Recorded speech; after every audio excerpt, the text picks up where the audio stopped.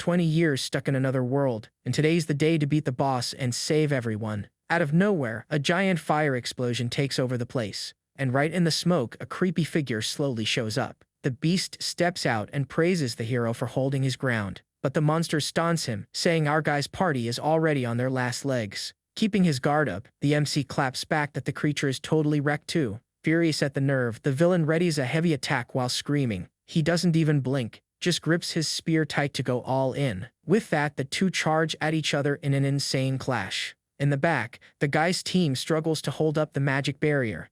The monster totally flips and warns it'll crush the hero if he doesn't give up. Then, the beast unleashes a brutal strike, yelling that it rules that world. Not backing down, the old man faces the overwhelming power head-on. The impact hits our MC dead-on as he tries to block it with his spear. Even so, he tightens his grip on the weapon, all set to strike back. Overflowing with energy, the guy announces the playtime is over. A surreal light starts taking over his entire body, and that's when everything changes. He unleashes 100% of his strength at once. That bright flash blinds everyone standing around. In the middle of the chaos, the MC turns on his secret skill, the Paradox Flame.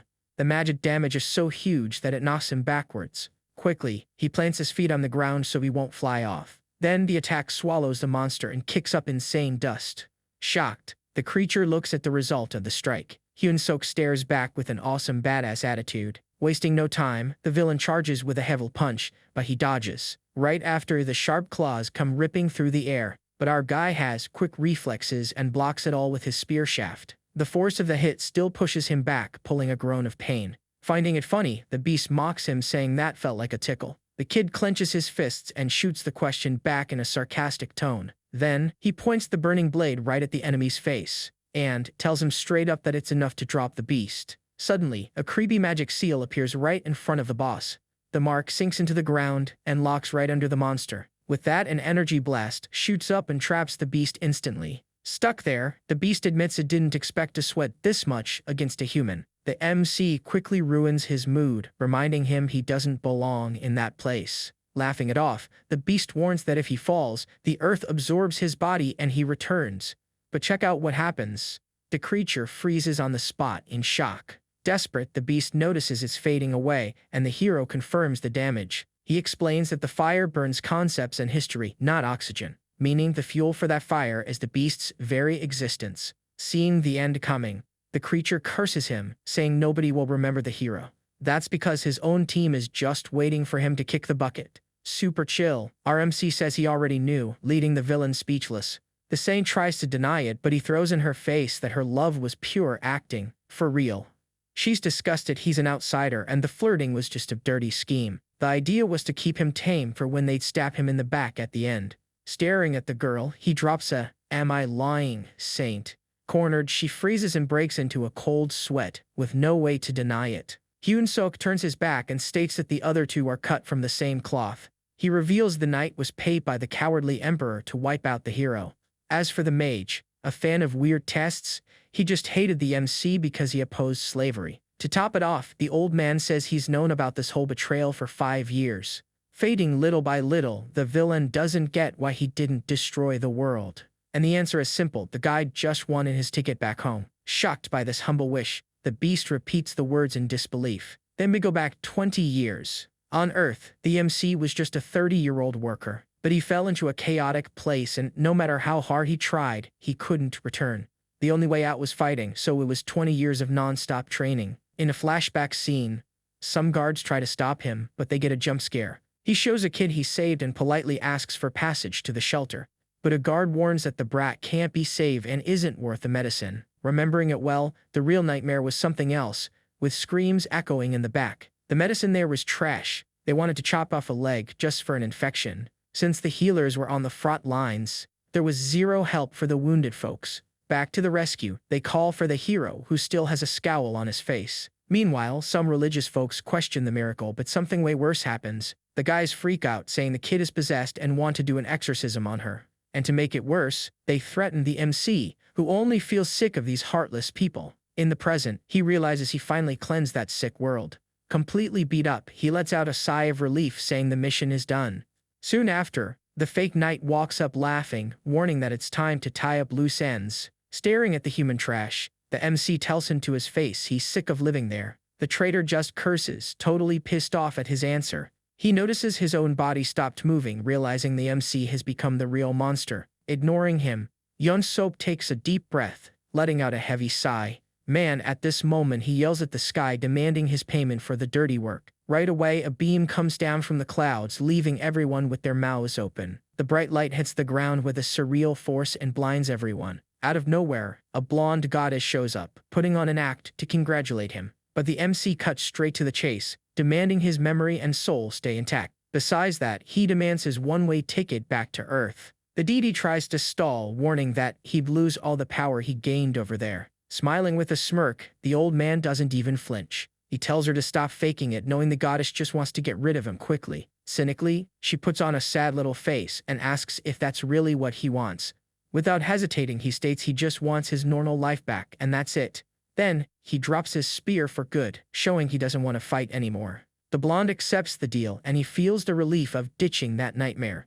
Looking at his bruised hands, the reality of resting finally hits him. While his body turns into light, the goddess warns his soul is going to a new body.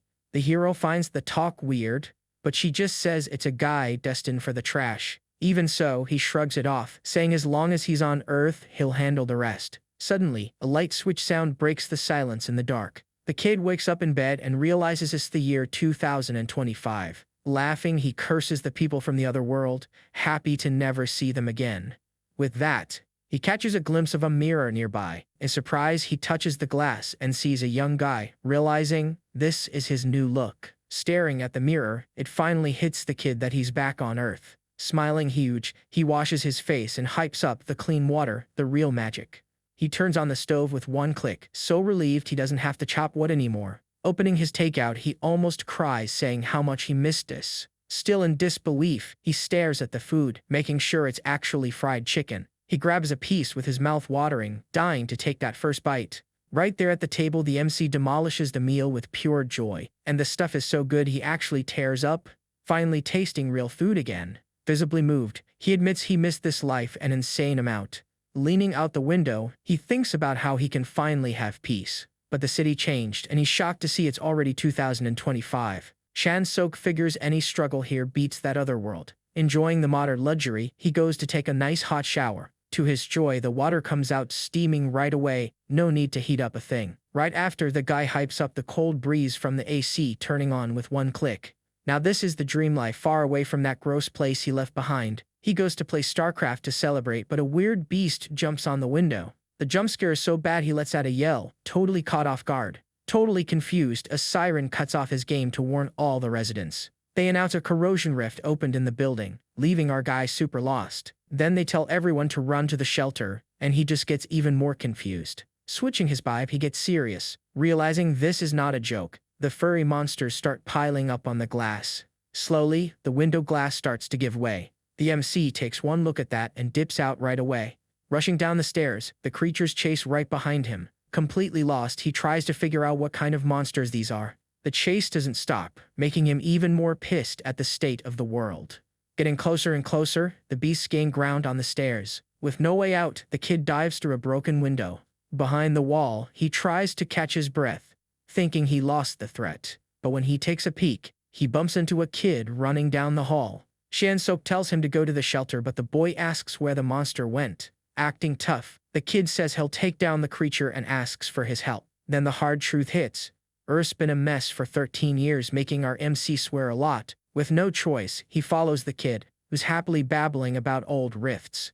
He plays teacher and starts giving a whole lesson on the state of the world. Long story short, rifts are monster doors that randomly open, and the MC just nods along. Inside, he's boiling with rage. Since he escaped one hell just to land in another, he hates the goddess so much, he just lies to the kid saying he used to live in America. The kid thinks that's awesome and drops some YouTube gossip about the US president. Changing the subject, the boy asks his favorite hunter and yells out the name Lee Se-eun. Apparently she's from the Janabi Guild, a global top 10, and is on a mission right now. Intrigued, the hero wonders how normal people fight monsters just like the other world. And when the kid praises her giant sword, Chan-sook's face drops instantly. Right in the middle of the boy's hype over the video, the MC forces him to shut up, muttering a curse. He notices the threat getting closer, leaving the kid confused. The vibe gets heavy as he points to the monsters popping up at the end of the hall. Counting in his head, he spots 6 enemies, including one hiding in the shadows. Luckily, this new body is actually pretty fit, so dropping 6 at once is a breeze. But the real problem is the kid, who's now crying in fear and can't be left behind. Completely unarmed, he spots a blue light floating in the air. This weird aura makes our hero wonder if he finally found a little bit of mana. He's sure it's just like the other world, and then a risky plan starts to form. Man, right then, an energy blast shatters the mask of one of the beasts. The monster roars, proving the area's mana is all our guy needs to fight. Shielding the kid behind him, he pulls that power from the air, proving he's still lethal. A cheeky smile slips out. He realizes the paradox flame still works, even if it's weak. And what do you know? A dark flame roasts a whole beast. The kid behind him gets hyped. Mind blown, the boy talks about unique skills, dropping the slang they use on Earth. Following internet logic, the kid runs up to check the kill but gets scolded. Looking serious, the MC remembers the absolute worst part of this power. The burning carcass gets up, and he warns it only dies out when the target turns to ash. But suddenly, red blur flies through the air in a cheap sneak attack. The kid freaks out at the scene right in front of him. With a swift move, our MC grabs the monster's arm. Holding his ground, he tells the kid to stop watching this trash. Then, he just holds out his hand and asks for the metal bat the kid was using. The makeshift weapon changes hands, and he spins it in the air with pure skill. Now it's hand-to-hand combat, and he focuses straight on the threat. Tired of playing around, the ex-hero sets his stance for the final blow. Swinging the heavy bat, he charges in, smashing everything in his path. Not a single one is left. Every hit rips the beasts apart with brutal ease. Yunsum is totally hooked, watching it like it's the greatest show of his life. Show's over. The MC lets out a heavy sigh, and the kid swears he's a secret hero. That gross metallic smell hits the air, frustrating the guy who just wanted peace. Super pissed, he realizes the hell he escaped is now the reality here too. Reaching the bunker, they find a crowd huddled up and shaking with fear. The heavy metal door slowly opens up, showing that it's safe inside. Once inside, he calls the boy a brat, and the kid gets totally offended by it. Just then, a frantic rich lady pops up, screaming the kid's name in the crowd. She grabs the boy, muttering some thank yous while complaining he's too rebellious. Spotting the jewelry and designer clothes, he figures it out. They're a filthy rich family, and that's when things get serious. A massive thud makes the shelter's roof shake. A massive arm smashes right through the reinforced concrete like it's cardboard. The impact sends a bunch of debris flying everywhere, wrecking the safe haven. That freak of nature roars loud enough to deafen them, flashing machete-sized teeth. Pure panic takes over, and people trample over each other trying to run away. The little kid shakes and says that playtime is officially over and they need to run. Ignoring all the screaming, the MC thinks his retirement request was super simple. Touching his chest and thinking of home fills him with this bitter, endless frustration. Looks like fate thinks a life of peace in video games is just way too much luxury. Calling him a brat again, the kid throws a fit and tells him to drop the nickname. Curious, the hero asks why a spoiled rich kid wants to fight instead of hiding. Without blinking, the kid gets serious with the scary amount of conviction. He explains that seeing the armored bunker turn to dust proves nowhere is safe. So his goal is simple: beat his fear and become the strongest guy to end it all. The kid yells out in anger that he'll save the world, totally catching our hero off guard. Chuckling quietly, the ex-hero agrees this brat has a real future in the business, but he keeps it real. Saving the world is another story. While the family runs away, the mom pulls the kid in a rush, but Yunsong complains that the hero stayed behind. Ignoring his crying, she drags her son far away from the danger. Desperate, the little kid screams for the MC while being carried away, but his look completely changes when he hears what comes next. Chansok releases his aura and warns he'll do the job himself. The kid is in shock, repeating the idea of saving the world. Smiling, the guy warns that saving the world is for those with experience. He spent 20 years killing monsters, and right after coming back he faced a rift. Luckily, his veteran baggage saved his skin and kept his promise to the boy. For real, he didn't do anything, and now spends all day glued to the computer. Just then, the victory screen flashes on the monitor and startles him. Drinking an energy drink, he celebrates the win, thinking it's all too easy. He pulls the tab on the soda and takes a big gulp. He reflects that heroic promise to save Earth barely lasted at all. The heroic drive lost hard to games, good food, and the perks of the modern world. And to make it worse, hunters already do this job, so he's just gonna order a snack. Man, at this moment, he notices he blew all the cash from the body's old owner. The problem is, with no money, he even tried to look for a normal job. But with risks popping up, companies are going broke and there are no jobs anywhere. Knowing he needs to eat, the guy notices the job market is a total mess. Then he stumbles on an ad recruiting new hunters on his phone.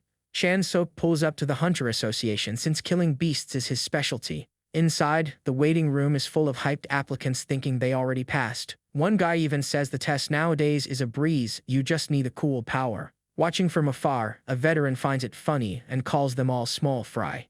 Right then, a black-haired hunter walks by and the vibe in the place instantly changes.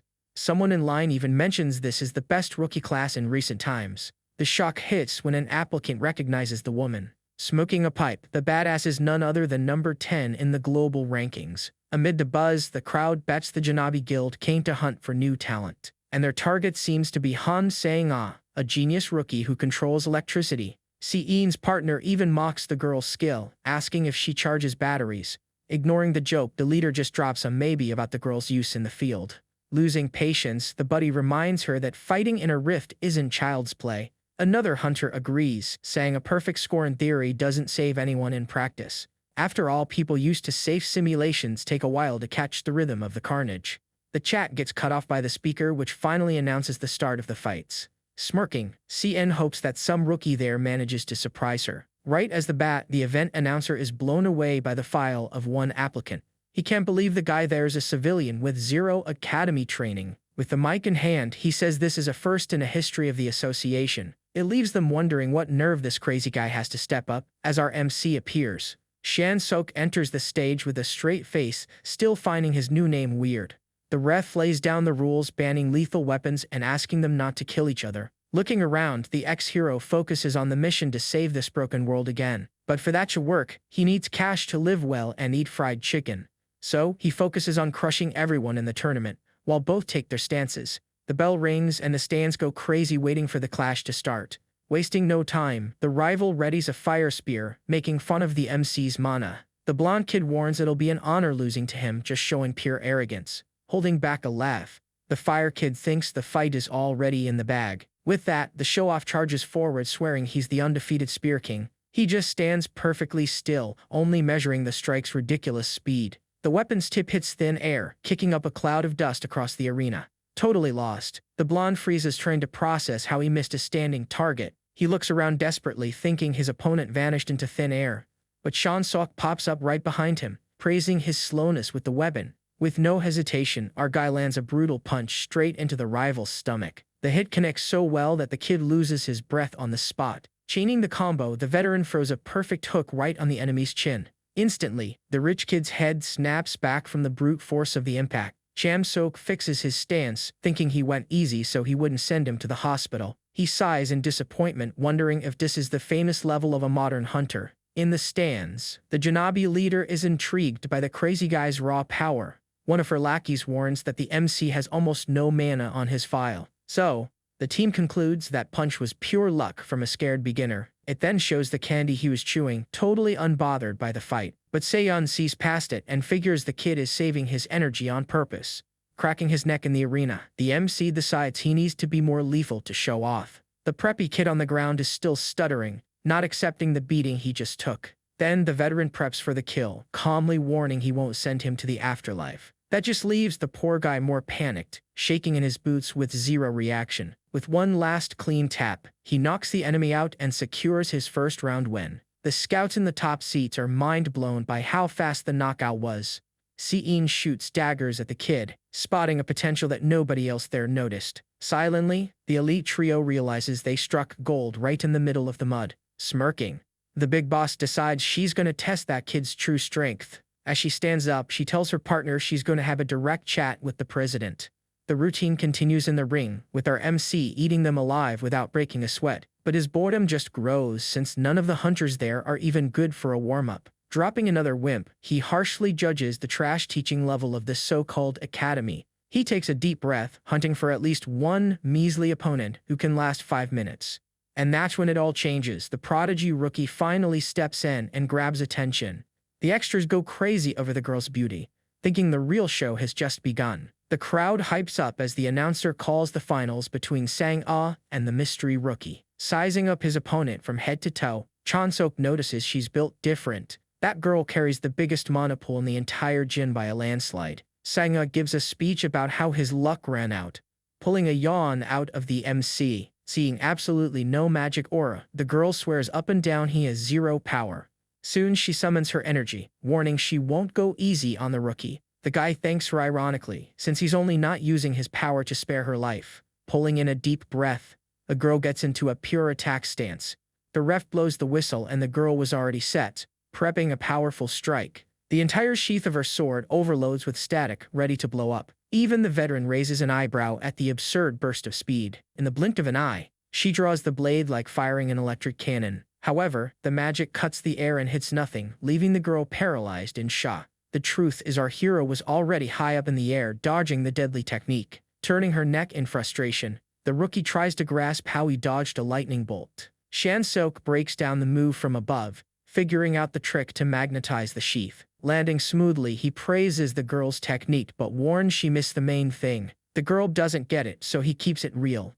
She focused on speed and forgot the timing. For real, the dumb mistake was making a visible magnetic trail in the air to fire her weapon. Smiling, the kid mocks that nobody would fall for a move with a target so obvious. But the girl boils with rage and tells him to tone it down. Furious, she charges all in, throwing a shock-filled slash without using her trick. He dodges easily and calls her crazy, since the last move was way faster. With that, Sang-ah totally loses it and unleashes a crazy shockwave. The brawl gets wild with her slashing and wrecking the entire gym floor. But the veteran dodges every cut, realizing his opponent is pushing herself too hard. Reading her moves, he notices her body will break down if she doesn't stop soon. In the blink of an eye, the guy pops up right in front of her and says, "Playtime is over." Super cold, he tells her to raise her left hand if the pain is too much. And with no mercy, he lands a clean hit to her stomach that makes the girl shake. That scream of pain tears through the arena instantly. Our MC quenches his fist, ready to throw another attack. A combo of punches lands on his opponent, who can't even defend herself. The MC readies one last punch to end the fight. Then, a heavy punch hits the rookie right in the ribs. The girl passes out on her feet, losing her senses and bleeding badly from her nose. With no strength, she collapses on the concrete, completely knocked out. Up top, the crowd can't believe the class ace got totally wrecked by a nobody. Looking at the poor girl, the hero figures she focused on magic and forgot physical training. But check out what happens. He gets a jump scare seeing something move on the ground. Sang-ah's left hand slowly goes up, asking to tap out. With the clear signal, the ref ends the fight right there to avoid the worst. The kid finds it funny. He didn't even think she'd follow his tip and raise her hand. With that, the medical team jumps in and clears everyone out. Out of nowhere, the announcer chokes up getting some breaking news in his earpiece. Immediately, he asks for silence and warns that the whole schedule has changed. They ask the champ to wait in the arena a bit, leaving the guy totally confused.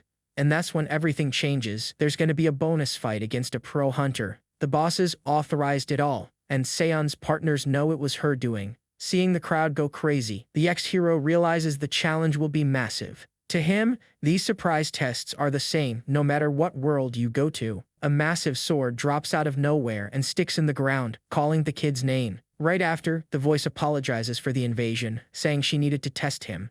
Pulling the heavy sword, Lee Si-yoon from the Janabi Guild finally introduces herself. With a big smile, the badass says the tournament was easy and calls him out for a 1v1. Chansok weighs the offer, knowing the woman is top 10 in the entire world. Just sizing up her stance, he realizes things are serious and the fight will be ugly. Despite the risk, a cheeky little smile escapes the kid's face, and he accepts the duel for right now, leaving the announcer shocked at the rush. The veteran notices his hype, and the boy admits to himself he barely broke a sweat there. While they take the rookie on a stretcher, he decides to use the chance to boost his name. Grabbing a spear left on the ground, he realizes the top 10 is the perfect stepping stone to fame.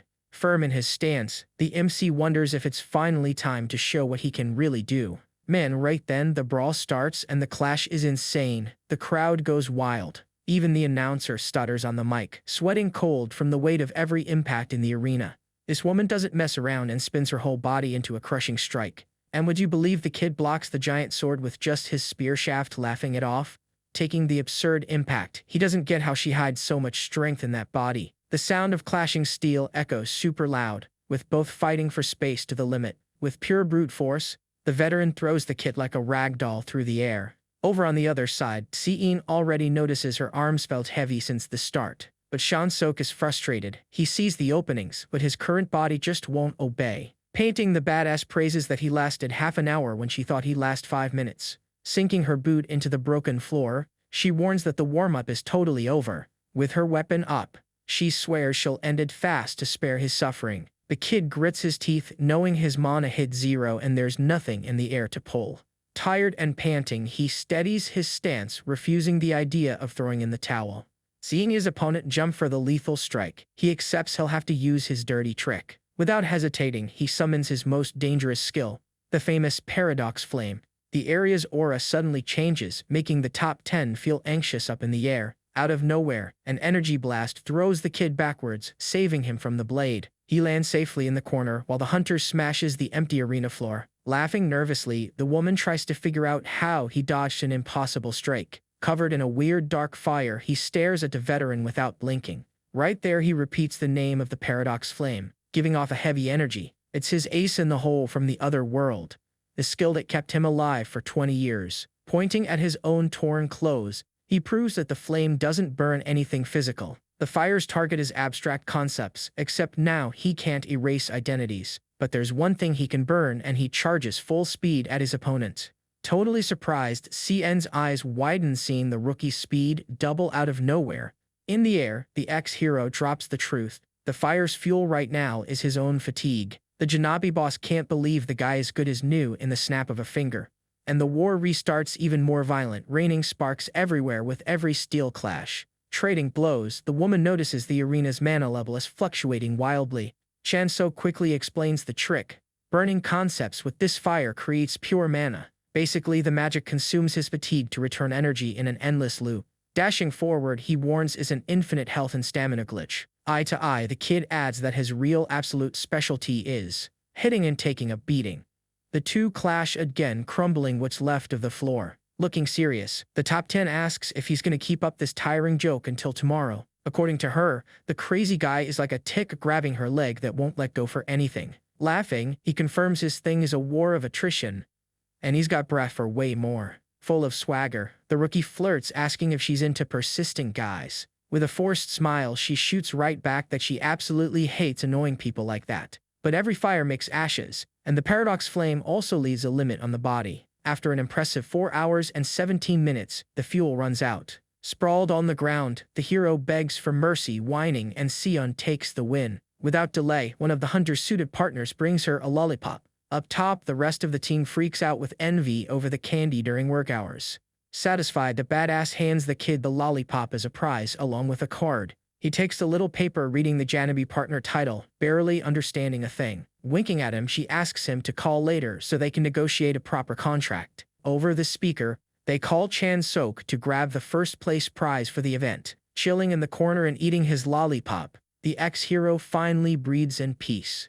Messing with his new license phone, he's amazed by the little shops and app features. But the peace is short-lived because someone calls his name out of nowhere in the hall. A buff giant pops up there saying the MC has way more presence in person. Sizing up the guy's 2-meter height, he asks who he is and gets a business card. The paper says Tybeck Guild, and the big guy already invites him to the team. Yoon swears under his wing the kid will fly high, and you can tell the guy is serious. But the memory of Seen asking for that call flashes in his mind, so the kid remembers their setup and decides to stall to think it over. But the giant bursts out laughing, warning he doesn't need to answer right now.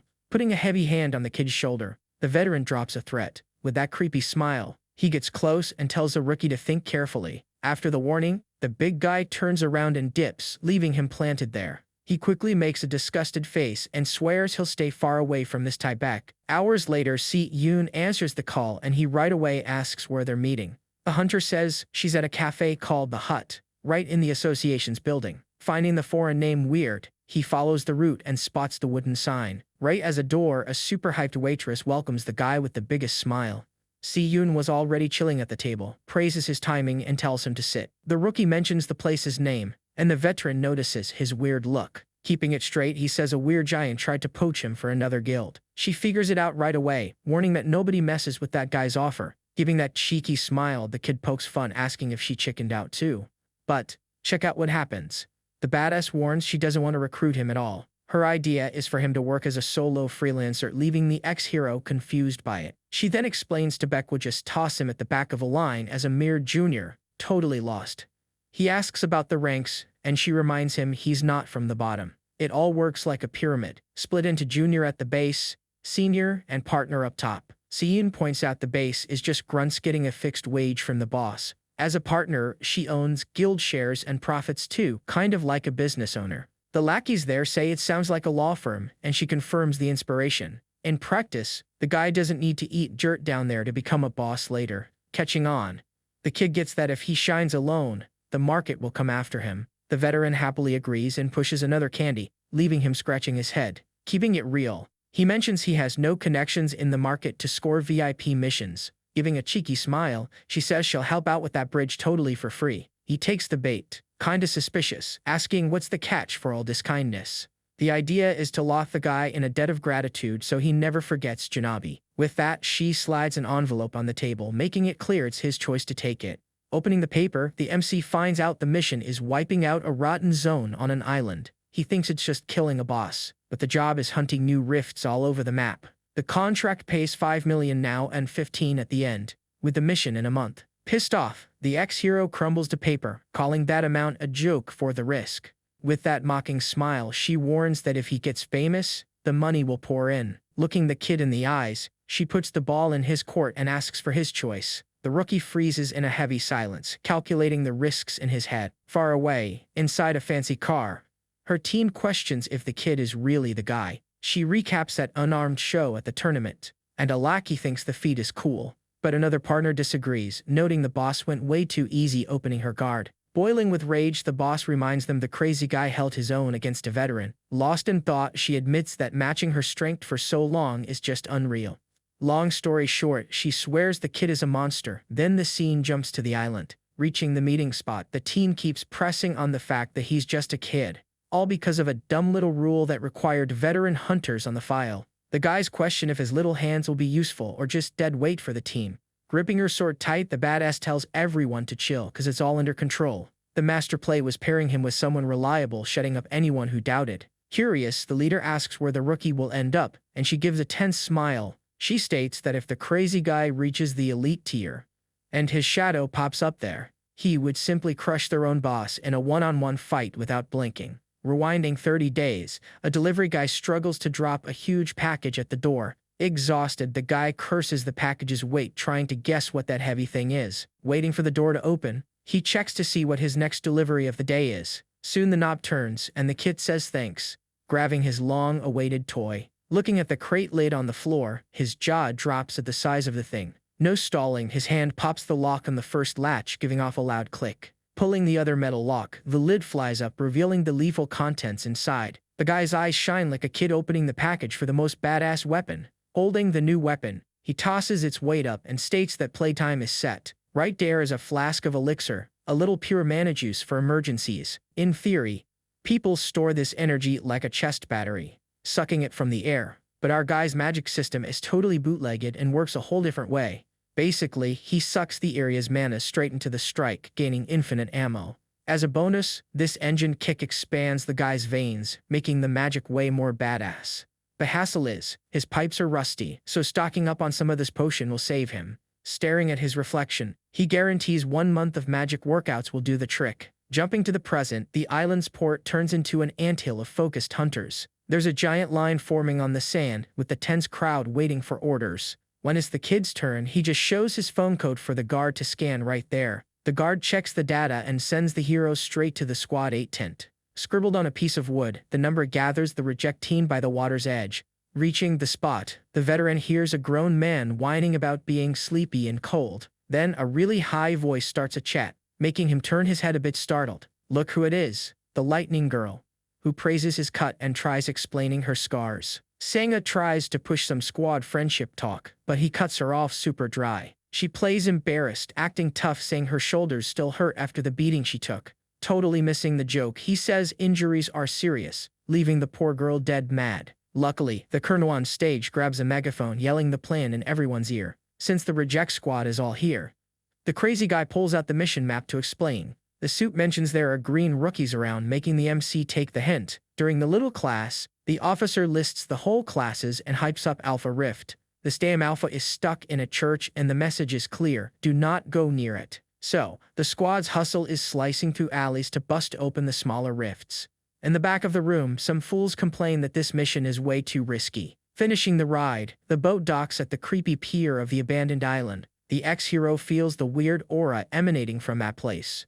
He and the shock girl get off the boat along with the rest of the group. The officer blows his whistle, getting everyone's attention, warning them that if any crap happens, the coastal base is on radar tracking everyone's heartbeats. Saluting, the big boss wishes good hunting to this team of absolute butchers. A veteran takes the leader role and makes up a whole survival plan. The rest of the group scratches their heads, finding the guy's tactic way easier. Tired of the chat, the rookie cuts in, opening the map and showing the temple's spot. One of the vets steps up to the kid, calling him an idiot and questioning the temple idea. Super chill, he explains the mountain view covers the whole area and even works as a base, but guys throw a fit, saying they aren't going to war to need a fort. The former hero just pities so much ignorance coming from this group. Then, someone suggests they split the group to explore the area. The swordswoman herself and another hunter jump from the trees to join the kid, and so the team splits, with the three heading to the temple, and the vets bailing. He already expected Sangha to tag along, but notices the newbie's mana is way stronger. Curious, he asks why this Kim Min-jae decided to follow the duo. Him says he was worried about the two newbies, which actually earns a drop of respect. But the piece ends fast. The hero's instincts go off, warning of danger. Without thinking twice, he stops in his tracks and tells everyone to freeze right there. Spooked, Kim doesn't get the sudden stop and asks for an explanation. Making a shushing sign, Chan Sok points quietly to the other side of the trail. The vet peeks from behind the rock and turns white as a sheet. Man, there's an army of weird goblin-like monsters blocking the way. Shaking in his boots, Kim warns there are about 50 of them and they need to fall back. He ignores the panic and asks about the guy's magic, who freaks out at the idea of fighting. But the kid pushes back, reminding him that hunters are there exactly to kick some ass. Gulping hard, Kim confesses his specialty is shooting fireballs. Perfect. Shansok tells him to prep the attack and wait for the green light. The poor guy looks at the swordswoman for help, not believing this suicide mission. To him, it's stupid to clash with 50 enemies right on the first day. The idea was to radio for backup, but the hero shuts it down, saying it'll take too long. That's cause the rest of the team is patrolling the coast and would take forever to arrive.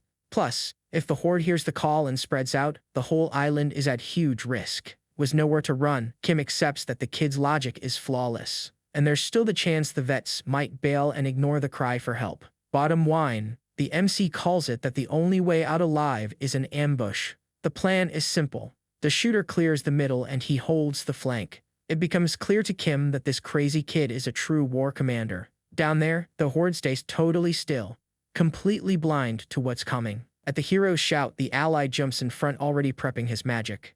Instantly, he launches a fire meteor right in the center of the mob, causing absolute chaos. All hell breaks loose and the monsters scream in pain, turning to ash on the spot. Panting, Kim warns that the move has a cooldown, but the kid tells him to relax. Focusing his energy, the ally nods that he got the picture. For him, the battlefield demands cold and calculating efficiency, meaning everyone does their part perfectly and nobody dies today. With that in mind, he flies straight at the monsters that didn't turn to charcoal. One of the beasts already jumps with its claws out, swearing to kill the kid. But the MC guarantees he'll hold the line until the ally preps the next shot. Knowing his own limits, he fakes out the first beast and tears through its defense.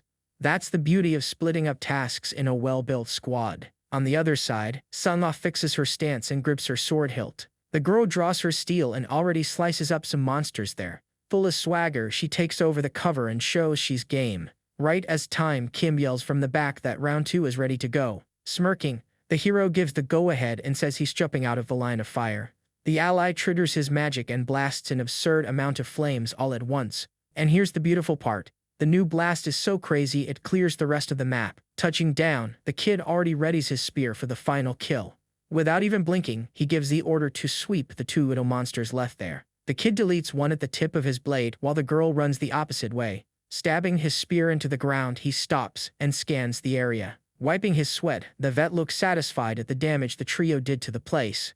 Kim even hypes up the team, hyped about the successful massacre. But the joy is short-lived. Kim pulls out a weird gun and takes a tense stance. Ignoring the tension, the shooter just thanks them for the backup and aims lower. The kid even calls his name, thinking the guy switched sides out of nowhere. Smiling, the ally just asks him to move, leaving the kid relieved he's not getting shot. Actually, the pistol just shoots a tracking microchip into the goblin's corpse. Kim explains this is for the guild scropper to come pick up the monster's remains. Curious about the slang, he finds out carrying the monster's weight is unviable.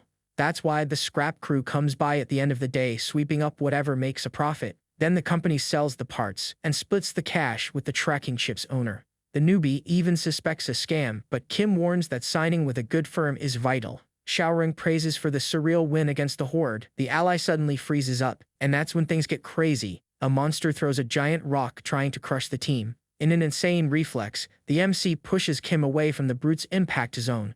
The guy eats dirt and gets up swearing, but the front duo already knows it went sour. In the shadows of the smoke, a smile packed with sharp teeth tears across the beast's face. Sniffing the danger, the former hero realizes this is the famous mini-boss of the area. Soon the colossal creature shows its face, letting out a deafening roar. Sweat drips. He calculates fast if this demonic gorilla was bossing the goblins. To make it worse, the freak lets out a yell that even shakes the ground around them. Sizing up the monster's mana, he spots the gap in power and tells the team to stay out of it.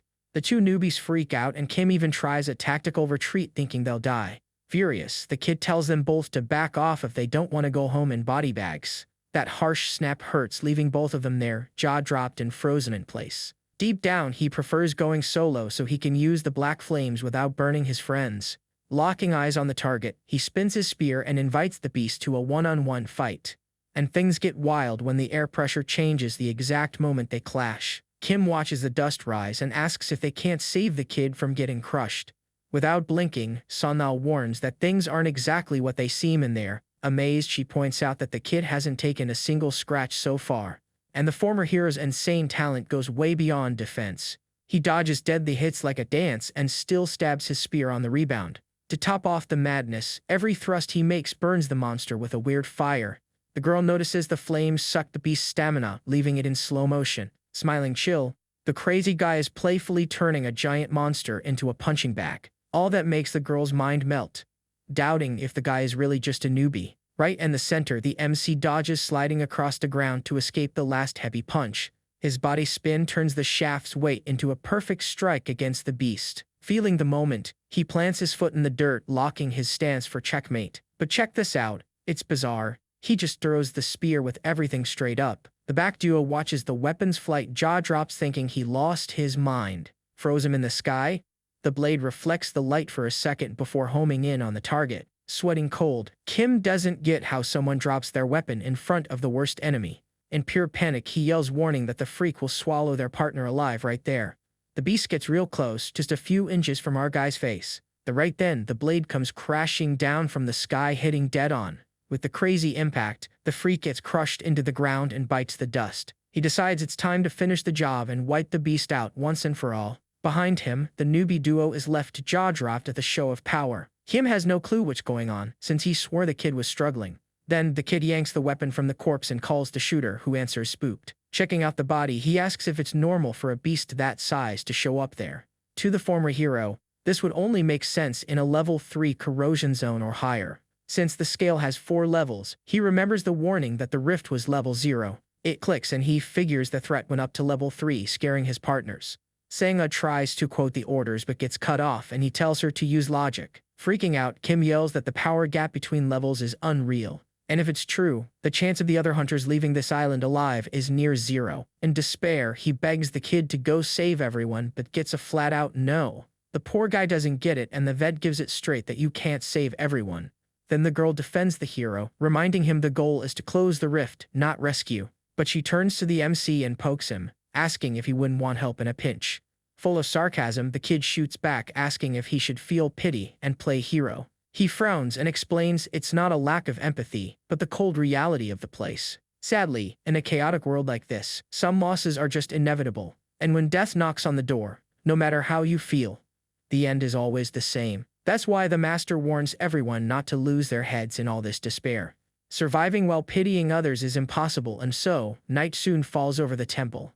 Later, Chan Sichi opens the wooden door and does a check of the place. Everything seems clear with no sign of monsters, taking a huge weight off Kim's back. On watch outside, the hero asks if anything's on radar, but the ally just sees the dark. Then, the shooter points at some flashlights shining far away in the island's darkness. That lighting is a rookie mistake, since it gives away the crew's position on a platter. To make it worse, if another giant beast sees the light, the patrol team is dinner. Grabbing his phone, he texts everyone a warning about the risk of all that light. The text sends, but the kid stays bothered until Sangha breaks the silence there. Curious, he asks if wiping out the rift's core solves everything, and she nods yes. The former hero smirks, realizing the problem has a pretty simple fix. So, he declares the only way out is to implode the corrosion rift on their own. Hours later, the chakra already passed out from exhaustion, sleeping sitting up. On the other side, Kim also passed out leaning against the cold concrete. Wide awake, the kid leaves a little box with a purple button on top of a table. Since the thing beeps if any beast gets close, he bails alone to leave them in peace. Running in the middle of the night, the vet faces the mountains on a stealth mission. Luckily, he memorized the map in the briefing, so the route to the rift is all set. While running towards the rift's core, he ends up feeling a creepy energy, stopping his run right on the spot. Pissed, the guy already gets. He spoke too soon and curses his own luck out loud. As he preps his attack, a creepy voice echoes in the dark. Focused on the danger, the kid turns his face to meet the threat head-on, and he glares back with a killer pressure that would give anyone the chills. Then the hairy giant steps out of the shadows, thinking the spear hero's face looks weird. Far away, the control base goes into chaos when Team 5's vitals vanish. Panicking, an analyst yells that the monsters set up an organized attack on the crew. Without thinking twice, the boss calls a total emergency and begs for armed backup. Then, the panel beeps warning some crazy guy is running straight into the rift's center. The commander orders to hail them on the radio, asking who the suicidal maniac is. Soon, the analyst nails Chan Sok's name, the same guy who warned about the danger earlier. Sweating cold, the boss orders to open a channel with the kid to figure this mess out. When the line opens, the base just hears the hero swearing at the beast's crazy speed. Over the radio, he blasts HQ for the lack of info and almost gets muted by the team. Cornered, he realizes his current magic fire isn't enough to burn up the creature. The tactic now is to slowly melt the gorilla's health and finish it with a spear strike. But the freak tanks the hits and shows off a defense that borders on ridiculous. All because of the mana spent on the first boss, which left his tank running on empty. Trapped in that hell. The only way out is finding a spot to suck up some fresh energy. Then, his internal radar pings with a magic source right next to him. Giving that sly smirk, he spots a portal pulsing with power on the ground. Without holding back, the kid charges straight at the portal, pulling the boss with him. Inside the portal, it seems like the world's rules don't apply there. Mockingly, he calls the creature over so it doesn't miss the front row show. Full of swagger, he warns he needs to test out a new trick right there. Meanwhile, the base operator freezes seeing the newbie's GPS vanish from the screen. The commander orders to report the kid invaded the Alpha Rift, swearing from nerves. Deep inside the dimensional cave, the kid finds the place much cleaner than usual. Being level 3, he pictured a small lair, but is blown away by the structure. But the piece is short, the big white gorilla pops up in his face, ready for round 2. Spinning his spear, he warns the tour is over and it's time to cut ties. The beast shoots him a glare, and the kid shoots it back, saying he hates annoying guests. Furious at the insult, the beast roars, baring its teeth to jump at his throat. Man, at that moment the hero remembers the biggest flaw of his OP fire. The problem is, the magic burns any living thing around, even allies he'd caught in it. Then, the magic darkness wraps around his entire weapon for the final strike. So losing control of this move on the battlefield is signing his own death warrant. Fearless, he flies at the beast's neck, letting the purple blaze take over everything. A clean cut tears through the air, sending a violent blast right into the target's chest. Crushed by the impact, the giant starts getting eaten alive by the weird fire. Since the kid is fighting alone in there, the risk of burning a friend is 0. Watching the damage, he warns that the real show is only starting now, and then he starts gathering all possible energy, sucking it all inside him. Veins of pure magic mark the former hero's skin, recharging his drained battery. This heavy flow widens the kid's energy channels, making him way more lethal. Taking a deep breath, he enjoys the power flowing freely in his blood again. Overflowing with confidence, the MC rates the energy as a heck of a nutritious snack. The beast's screams echo in the cave as the cursed flame burns its hide. Then the beast's fury explodes in a giant wave of pressure. The impact sweeps the rift's structure with no mercy. Unfazed, the hero smirks, instantly picking up on the enemy's despair. All that screaming was purely and simply a cry for help to the rest of the pack. And that's when everything changes. 3 more giants surround our kid in the cave. Relaxed, the hunter warns that coming in a group won't change their end at all. Spinning his spear burning with dark fire, he sets his stance, calling them all to brawl. Full of energy, he just tries to find the leader in the middle to wrap up the mat. But all of a sudden, a creepy chill runs up his spine and he freezes in place. Raising his spear, he realizes the real target was right up there. The kid's look changes. Focused on the fight, out of nowhere, the white-furred giant turns into pure smoke. And this mist comes together, forming a weapon in a new beast's hand. Mask. The beast warns it waited for the fire to go out, surprising the hero by talking. Full of swagger, it swears a rift core is on another level and swears to kill the MC. Quickly, Shansok notices it won't be easy at all. Wasting no time, he grips his spear tight and charges for the first strike. The blade tears the air and pierces the enemy's defense with brute force. It even tries to block with its own weapon, but the hit is too heavy. The weapon keeps tanking our former hero's hit, but slowly it starts to crack from the sheer force of the strike. Smirking, the kid announces the secret double-orbit spear technique. On a second strike, a magic trail copies the move, spinning at the monster. Totally lost, the masked freak gets spooked by the weapon's crazy speed. The magic makes a blue clone that mimics the exact path of the first attack instantly. Even so, the big monster fights back with its claws, but our guy dodges the attack and explains how the strike works. He says the trick is to slightly delay the spirit clone's hit to glitch out the beast.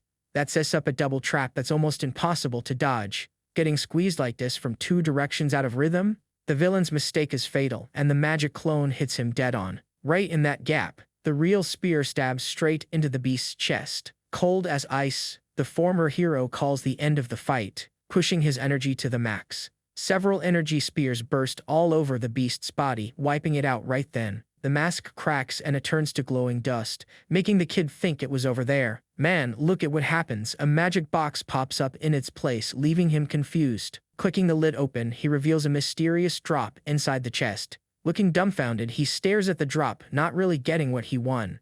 Far away, the control base boils over with the news that Team 5 fell off the map. To make it worse, the rescue crashed into the beasts and the island landing went bad.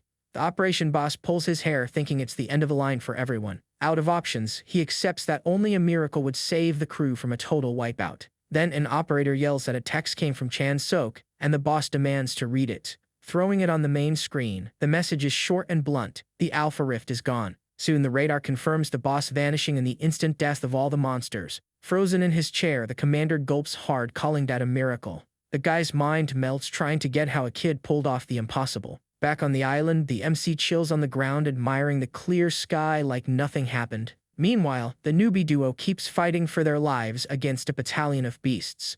Using every last drop of lightning, Senga slices up whoever gets in the way. Totally exhausted, sheathes her blade, unable to keep up the pace anymore, but she grips the scabbard, forcing her body to prep another lethal draw. Covered in cuts, the girl realizes the monsters won't stop coming and the hero is gone. Kim screams for her, panicking over his partner's rough shape. In the middle of the mob, he stops believing they'll even breathe the next day. The girl gets right away that the shooter is also busted and out of mana. Her legs shake, giving away that her body is about to completely shut down. Out of nowhere, one of the beasts roars, tearing the air and flies straight in for the kill. Pulling strength from beyond, she steps up to clash with the monster's hit. Except the fatigue takes its toll and she totally misses the strike. The monster jumps, dodging the attack, while 2 more move in to jump her. Her partner's desperate scream echoes, seeing the situation she was in. That gross mouthful of teeth gets real close to bite her head clean off. With no strength left to react, the mage screams desperately for the girl. And that's when the tables turn. The fury fades, and the full moon lights up the silent night. Confused, the swordswoman slowly opens her eyes. Scanning the brush, she tries to figure out the piece that fell over the place. There simply wasn't a single monster left, leaving Kim looking dumbfounded without a clue. Back at the island base, the vibe now is all bandages and people breathing relieved. The MC arrives and checks out the wounded, realizing things got ugly at the base. Everyone there is stunned by him, jaw dropped at the kid soloing a rank 3 riff. The crew's minds melt trying to get it, and he just strolls through casually with his weapon. Noticing the boss arrive, the newbie duo waves and pulls him aside. Phone in hand, Kim demands answers for that suicidal madness of going alone. Being super fake, he says he did it to save everyone, already focusing on his PR. Pushing it, he even says he would have gone earlier, until a voice cuts him off. Out of nowhere, Asura pops up introducing himself as a big shot from Korea Ops. The kid remembers this guy was the recruiter, and the agent already asks for a word. Straight up, the man warns that the city mayor insists on meeting the hero. Stepping on the city hall carpet, he rolls his eyes at this old man habit of giving orders. With no bonus in the contract, the kid decides to squeeze the city for more cash. Right as the door, a guy holding an umbrella gives a super polite bow. This is Lee Piljay, the PR guy in charge of bridging things with the government. The dude kisses up, saying the mayor fell out of his chair reading his report. The boss even cleared his schedule, but the kid drops the truth that he didn't do much. Stubborn, Piljay reminds him that a feat like this only happened with the legendary Great Pioneer. Ending the chat, the guide opens the office door announcing the star's arrival.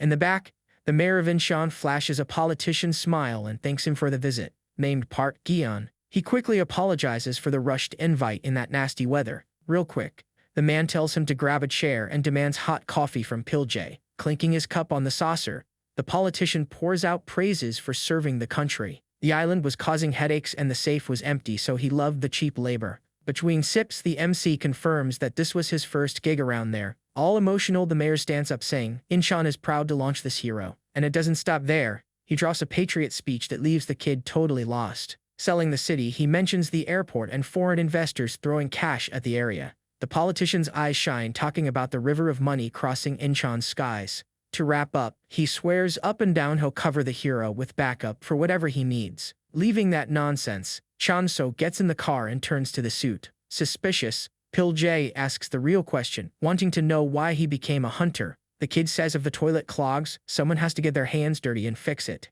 In silence, the agent reflects on the weight of that dirty, yet very realistic answer. Soon he warns that fame is knocking on the door with TV invites and dumb commercials. Reading the room, the former hero picks up on Piljay's fear of him becoming just a sellout. This human weakness is normal in a world where there's only misery past the wall. Since Korea is the last country standing, heavy cash buys souls easy around there. Given that, the kid's heroic feat shined too bright for those who lost faith in justice. Sincere, Piljay asks the hero to stand his ground as a true symbol of light. Looking at the view, the kid gets curious to see how far the city will go. It's clear the mayor isn't even hiding his bad intentions. But the MC isn't buying it. After all, living so long in the other world taught him how the game works. So, the kid drops the truth and asks what the price for all this backup is. And then things flip. He calls the guy out for just wanting help to get re-elected. Embarrassed, the politician stutters and praises how fast the internet is. The hero points out his term ends next year and his re-election is on thin ice. Trying to stall, the man brings up that the island mission needed the city's green light. But the goal is clear. The politician wants to steal the hype and say he found the talent. Selling his pitch, the suit mentions his connections with the giant companies around there. One example is a coffee commercial he could pass on for the newbie to shoot. Promising more perks, he tries to keep going, but the MC cuts him off right there. Totally cold, the kid warns he's not cheap enough to be bought out like that. Leaving the man speechless, the former hero warns that the world needs a new idol. Basically, if an insane talent like him keeps on hunting down rifts, all this cash and influence will naturally fall into his lap either way. Sweating cold, the suit throws easy missions on the table, but the offer is garbage. Mocking him, the kid tells the mayor to go congratulate the current commercial guy, cause by the looks of it, the poor guy is gonna have to renew his contract. Turning his back on City Hall, he casually walks out into the rain. Meanwhile, Piljay kneels in the water under the rain in front of a hooded guy. The mysterious boss states the island test failed and the henchman begs for forgiveness. Shaking in his boots, the agent tries to save his own skin, saying he brought something good. Intrigued, the villain checks the phone showing the leaked Hunter tournament recording. On the screen, the MC's rare flames leave the suit jaw-dropped at the sheer power. Smiling a sinister smile, the hooded guy praises the kid's dangerous talent. September arrives and people line up at the big screens wanting to see the New World list. A kid hypes up with his phone in hand, showing the update to his mom at home. On the streets, people are guessing the top names, while others couldn't care less. But this time, anyone tuned in knows the boring list just took a massive earthquake. The association president gets the fresh list straight from an analyst's hands. Far away, Siyun herself suspects that the unarmed crazy guy made it onto the ranking. Wearing a sharp suit, the MC stares at the screen thinking this fame show is just nonsense. To him, what really dictates the money are the top 10 in the world that year, and Janabi's leader holds down 10th place, making her mark in the global elite. Sitting in 5th is the elite sniper with his golden rifle turning heads. The podium's bronze goes to a crazy guy showing off pure firepower all over his body. Taking the silver, a giant of pure muscle shows up in the middle of a wrecked background. Man, right now the top of the list crowns none other than the newbie Chan Sok. Just then, a suit warns that the waiting time in the dressing room is up. Giving a nod, the hero hears the guy congratulate his crazy jump on the leaderboard. After all, making the global elite in record time like that is just insane. If it was a veteran killing a grade 3 boss, the media wouldn't even care. But since it's the newbie's very first mission, it's raining mics on him up on stage. Thinking it's all a circus, he warns he only has time for one more question from the crowd. A kiss-ass reporter asks for a catchphrase about the future of humanity. Totally confident, the MC tells everyone to forget the typical hero cliches. He coldly declares that the only thing that will speak for him are his results. Days later, flying in a chopper, a guy points to the ruins of Gonsal prison. The association boss is with him and regrets that the outside world has already collapsed. Holding down the fort, Korea was the only one to survive and keep making technology. Curious, the MC asks about the rest, and the truth is the capital simply vanished. Stepping on the ruins, the president calls the hero over to see the damage up close. That giant crater is one of the 8 worst global rifts in existence. 13 years ago, the thing opened up, ripping through the center and swallowing the city. It happened in a blink with no warning, and anyone who didn't run in time became history. Nobody caught in the corrupted hole's radius had the slightest chance of escaping. Just like that, millions of lives were wiped off the map in a single blow. Back to today, the suit mentions that governments lost their power to big money. With no patience for history, Chan Sok just asks the reason for that fancy ride. Then the boss drops that the Taebek gorilla freaked because the kid ignored the invite. Instantly, the giant's mobster-like face pops back into the newbie's head. Turns out, the guild snapped and tried to get the kid's address by force. The president says he played dumb, but warns that Taebek plays rough and without rules. Pissed off, he admits his current body couldn't tank a direct punch from that brute. Watching the kid, the suit picks up on his urge to fly solo, and he confirms it. Then comes the pitch, taking a VIP government mission to gain political immunity. Catching on, the newbie straight up asks what the price for all this protection is. The president is direct. He just wants a debt of gratitude hanging on the hero's back. Handing over the papers, he pitches the mission as the guy's ticket to a peaceful life. Straight to the point, the mission is to escort a ship fully loaded with basic goods. But reading the paper, the kid spots fancy watches and luxury cars on the basics list. Defending the elite, the old man lies that some people can't survive without a Rolex. He doesn't buy the excuse, judging the useless luxury in a world falling apart out there. The president plays the politics card, saying that big money's networking runs it all. Realizing it's just a delivery run for the rich boys club, he decides to turn it down. Desperate, the boss yells that this is a top priority for the central government. But Shanso cuts him off, not wanting to become a puppet for some rich politician. Pissed off, the suit points his finger, calling him a newbie spoiled by the fame. They glare at each other and the fake friendship vibe dies right there in the cabin. Without warning, the kid just tosses the confidential papers right out the door. Turning his back, the former hero drops an ironic thank you for the ride. And to top it off with style, he says he'll swim back to the capital at his own pace. Man, the crazy guy jumps from the moving chopper straight down the drop without blinking. The president grips his seat, paralyzed and jaw-dropped at the kid's pure madness. Dropping like a meteor, the water explodes in a giant impact right into the ocean waves. High up above, the suit grumbles about how this new generation has lost its mind. Afternoon hits the Incheon Pier, leaving everything with that yellow sunset vibe. Nearby, an old guy at the port almost chokes on his coffee staring at the sea. The water starts boiling with a bizarre amount of bubbles out of nowhere. Breaking the surface, a solid hand grabs onto the soaking wet concrete edge. The MC pulls himself out of the ocean soaking wet, gasping for air like a madman. Sprawled on the dock, he regrets the stupid jump and doesn't get the old man's attitude. The old guy feels bad for the fake shipwreck and the former hero just says thanks. It's clear in his mind that finding a way to get stronger is his top priority. With that, the goal shifts, and he decides to face the most suicidal jobs on the market. That way, he rips the control away from those politicians and plays his own game. Scrolling through his phone, a high-risk contract lights up on the urgent tab. The chosen tough job is jumping into Tsushima Island to rescue a kidnapped crew. And the best part is the promise is clashing head-on against a level 2 rift. Accepting the mission, he sits on the dock, lets out a sigh, and stares at the sunset. Looking tired, the kid realizes his schedule is going to be packed again. On September 3rd, the fishing crew sets sail for shrimp season. But this time around, the waters were super weird. Monsters from Tsushima Island pop out of nowhere hunting fishermen out at sea. Luckily, a survivor reports that the hostages are still breathing. The goal now is to invade the island, save the crew, and close the rift. Reading his phone, the kid gets how tough this job is. His eyes go wide seeing the 55 million won reward. And if he flies solo, all that cash goes straight into his pocket. Besides the money, winning brings a huge boost to his hero fame. Shansok thinks the risk is worth it but still hesitates. For context, a grade 3 rift hits as hard as a battle tank, but a grade 2 monster is like facing a natural disaster. For a grade 1, the whole country has to team up to kill one beast. Weighing the risks, the MC realizes he might need backup for this one. Who could be useful? Soon he remembers the perfect person for the job. The shot focuses on a warrior with armor and a spear in heavy fog.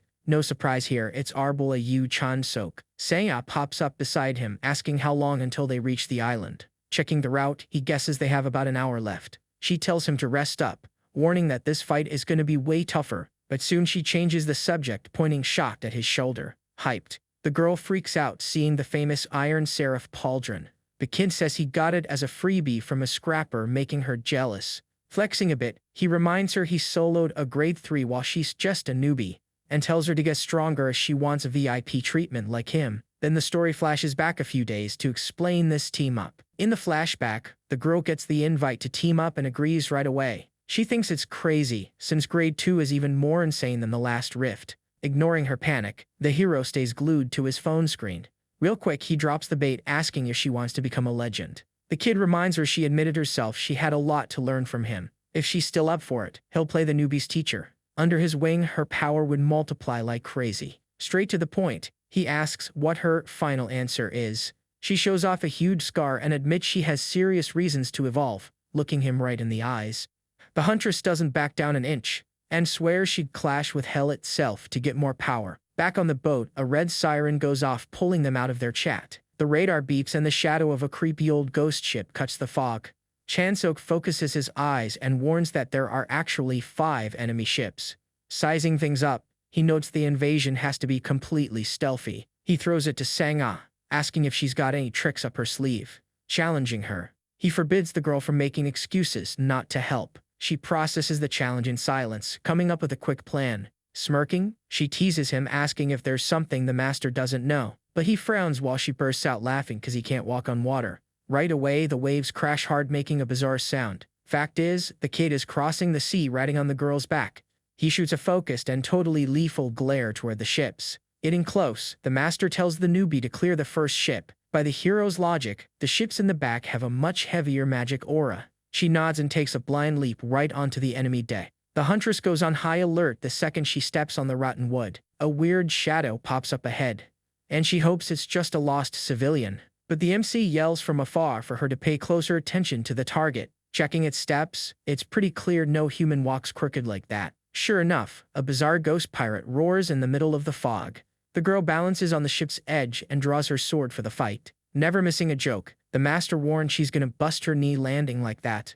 Because of that, the noise grabs the attention of the whole skeleton army. Stepping firm, the kid gets ready to launch his attack. His stance shifts and the hero's magic pressure wraps around everything. And in a blink of an eye, a brutal blast clears the entire deck. Chansok relaxes, seeing those backs of bones are bottom tier for grade 2. He looks over worried if his student is handling things on her own. Man, when he looks, the crazy girl is burning mana like there's no tomorrow, yelling the girl's name. Pure panic hits our hero's voice. Running over, he curses the newbie's lack of energy control. The warning is clear, you don't need all that power to kill weak beasts. He remembers promising to boost her stamina through hardcore training, but her reckless rushing makes him swear out loud in the chaos. A flash wipes out the enemies while the master just mutters a curse.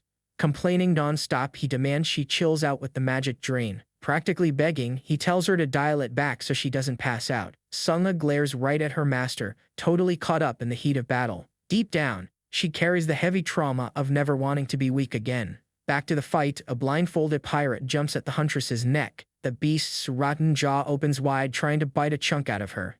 but her reaction is brutal and her blade splits the enemy in half instantly. That thirst for power speaks louder, willing to go to hell if she has to. Beating the threat, the monster's bones drop to the deck like trash. Sangha gasps for air, surrounded by a mountain of wrecked carcasses. From the next ship, the kid hears his student ask if the mess is over. Sighing, he says he already wiped out all the other ships by himself. Physically drained, she swallows her pride and admits she overdid it. She drops her guard and thanks him for the tip, surprising our MC. But he doesn't get how Academy vets never fix such an obvious mistake. The thing is, her talent scared everyone, so he drops a joke about it. Crying from anger, the warrior brags she's better than any past master. Totally quiet, the hero just stares blankly at her crying fit. Then he swears that one day his student will actually reach his level. With the ships clear, the duo finally steps onto the main island's port. The guards give a respectful salute welcoming the hunters. Getting a quick report, the kid dismisses the support team to fall back. Mission details say the captured crew is rotting in the local shrine. She steps up and explains there are 2 big temples spread around there. Geographically speaking, the Gaijin temple is a few hours' run through the woods. Check out his warning. Getting there is easy. The real hell is going to be the trip back. He explains the 15 hostages might be hurt, making the escape harder. The vibe is super tense and the island monsters will hunt them with no mercy. So the only way to escape with everyone safe is by grabbing a car. Spotting a parked van, the kid asks if Sangha is any good at the wheel. And what do you know? The girl floors it and the tires screech right away. The kid almost flies out the window and yells that she's a total psycho. Pissed off, he asks if it has no brakes, but she tells him to drive then. With no way out, the MC swallows his pride and tells her to forget it. Climbing to the roof, he accepts that her crazy driving beats his lack of skill. After all, our hero's thing has always been solving problems with his fists. In front of the car, a monster jumps drooling straight at them. But the kid is quick and shoots a strap right into the beast's face. The hit is hard and tears the enemy apart mid-jump. Pulling the cord hard, the thing feels just like steel. Real quick, the item wraps back around his wrist. He steps firm on the metal and praises how tough that makeshift weapon is. But a sudden noise triggers the hunter's max alert. Yelling, he warns the driver that trouble is coming from the left side. Smiling like a crazy girl, she tells him to leave it all to her. Then, she floors the gas pedal, and the engine roars loud. Chan-Sok spots the madness and tries to stop her, but it's too late. A giant brute tries to crush the van, wrecking the whole ground. Inside, she lasts and runs over everything with no mercy. Sighing hard, the MC wonders if he shouldn't have driven instead. The road through the island turns into a real rally in the woods. Now they pull up right in front of an endless wooden staircase. Worst of all, a bizarre army comes running right behind them. Seeing the shrine at the top, he says to gun it, but she mentions the horde. Staying chill, the kid promises to hold the line and his partner trusts him. Just then, the passenger door violently flies open. He jumps out of the moving car, saying he'll clear the road. Man, right then, the hero's insane mana leaks out of his whole body. Facing the monsters, the call is simple: wipe them all out. The violent aura takes over the whole area with crushing pressure. Then the flame of paradox comes into play, covering the stairs. That genius move simply burns away the wood's friction. Like magic, the van glides up the hill like a rocket. Finally, the tires screech at the top of the mountain, right at the door. Inside the cabin, they run straight into the tied-up civilians. The hero gets closer and asks if the guy is in one piece. Waking up startled, the guy seems to have no clue what's going on. Then, Sangha steps up trying to boost morale and says she's from the association. In shock, the civilian just shakes in his boots, crying from pure terror. The guy's desperate scream cuts through the shrine's silence. Feeling awkward, the girl swears they're there to rescue them, but no luck. Screaming out loud, the victim begs them both to get out of there. Confused, the huntress asks what's the reason for this freakout. Behind her, a giant samurai shadow pops out of nowhere. Except the enemy blade stops in midair, blocked by the MC. Without blinking, he tells his partner to get the hostage to the van while he handles it. The brawl breaks out and the sound of heavy metal clashing echoes through the hall. Feeling the heavy hits, the creature is forced to take a step back. Quickly, the beast attacks, throwing its whole weight against the kid. Solid as a rock, he holds off the pressure without breaking a sweat.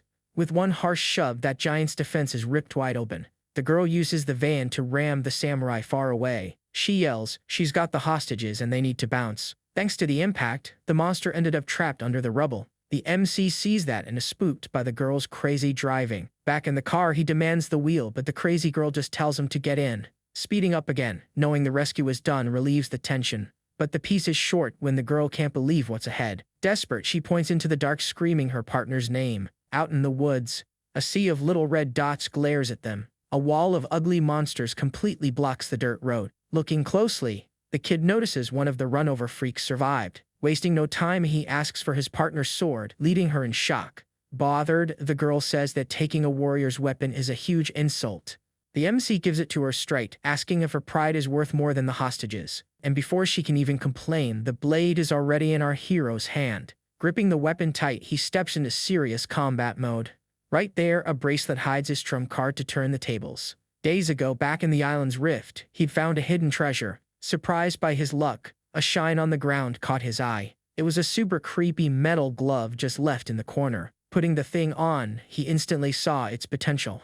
The gadget started pulling and storing energy right out of the air. Basically, the thing worked like the perfect portable battery. Fully charged, it guaranteed exactly 5 minutes of pure broken power. Just enough time to go toe-to-toe with that crazy chick from the Janabi Guild. Cutting back to now, both weapons are locked and loaded for the damage. The accessory reacts by sparking up an insane charge of power. And here's the game changer. A magic wave explodes, wiping the area. In one insane move, our MC turns the entire horde into dust. From the driver's seat, the girl watches the front row show, speechless. Checking the rearview mirror, she wonders how he sliced so many freaks instantly. But the kid leaves no openings and grips his blade for the finishing blow. With a sharp yell, he tells the van to speed off to the port, tearing up the road. Getting to the docks becomes a matter of seconds in the mad dash. But the party is short-lived because a living wall still blocks the road. Creatures crash onto the hood, and the hero doesn't even know where they're coming from. Knowing the engine's limit, the girl asks to fight, but gets a flat-out no. Before the argument goes on, the car drives right through a barrier. It was a spell that made a shock field, melting any beast that got close. Flung far away, the freaks get swatted like flies on a bug zapper. Suspicious of the miracle, the huntress keeps her guard up. Finally, the van breaks the blockade and leaves hell in the rearview mirror. An invisible wall simply stops the enemies dead in their tracks on the road. Completely lost, she tries to figure out the trick behind it, until the MC's glowing runic decal on the ground gives the whole setup away. In the flashback, the kid is drawing that magic defense seal on the wall. She gets curious about the trick, and the kid says it's an art to push the target away. Shrugging, he warns that the secret came from another world and can't be taught. Inside, the MC puffs his chest with pride, seeing his skills are still sharp. Sanga quickly asks if that rune works against any kind of freak, but reality hits hard, and he admits the technique sadly has a flaw. Simply put, the barrier doesn't hold back real beasts, and then the boss shows up. With a threatening stance, the ghost warrior mumbles about duty and sacrifice. The scare makes the girl whip around toward that armored brute. He figures it's the mind's eye, feeling the heavy vibe, but doesn't even sweat it. Recognizing the move, the huntress remembers it's a gift to predict deadly attacks. This leaves the girl in shock, not getting how a dead monster could be so skilled. Seeing the girl shaking with fear, our MC grabs her sword and tries to calm his partner down, guaranteeing the situation is under control. Real quick, the theory lesson starts, where he says that move is pure instinct. Without blinking, the kid promises to show firsthand how to break that OP defense. Man, and that's when things change. The warrior senses danger and steps back in fear. But the retreat is short, and the monster charges in, tearing the air with its heavy blade. Sanga panics, not getting why the newbie is walking straight to his death. He calmly explains that this battle reflex only reacts to aggression and fear, playing fair. The weakness is fighting the feeling with pure killer intent in mind. The chat makes the girl remember other fancy names taught in the magic realms. All this is sold by the elite like they're unreachable and almost godlike powers. Right then, the MC stops with all the calm in the world, right in front of the target. And what do you know? The beast freezes instantly, looking like a statue frozen in time. With a simple move, the hero's deadly pressure simply shatters the armor. Staring at the scrap on the ground, the hunter claims those styles are total nonsense. He warns that chasing fake enlightenment only serves to build walls in your mind. In a heavier tone, he makes it clear he has every right to judge those tactics. After all, the wisdom cost a lot of blood in the trenches for 20 long years. Han Sung-ga gulps hard, noticing that goofy guy is hiding some insane power. That hits hard, and the huntress starts questioning what she's doing with her life. Owning her own weakness, she gets that she held herself back, while the kid went beyond. It fully clicks, and the warrior swears she'll drop the comfort zone and focus. Facing the wind, she goes over her old scars and remembers her big goal. Then the girl turns her face, holds back tears, and says she needs a huge favor. Smiling weakly, she trashes her pride and asks to become the hero's official student. With blood in her eyes, the girl asks him to teach her for real. The MC gets confused, thinking he already did that, but she wants more, explaining it right. The girl warns that advice isn't enough. She admits she's weak next to him and needs to catch up fast. With that, the MC asks where all this rush is coming from. She reveals she wants to wipe the Shaddai Club off the map with her own hands.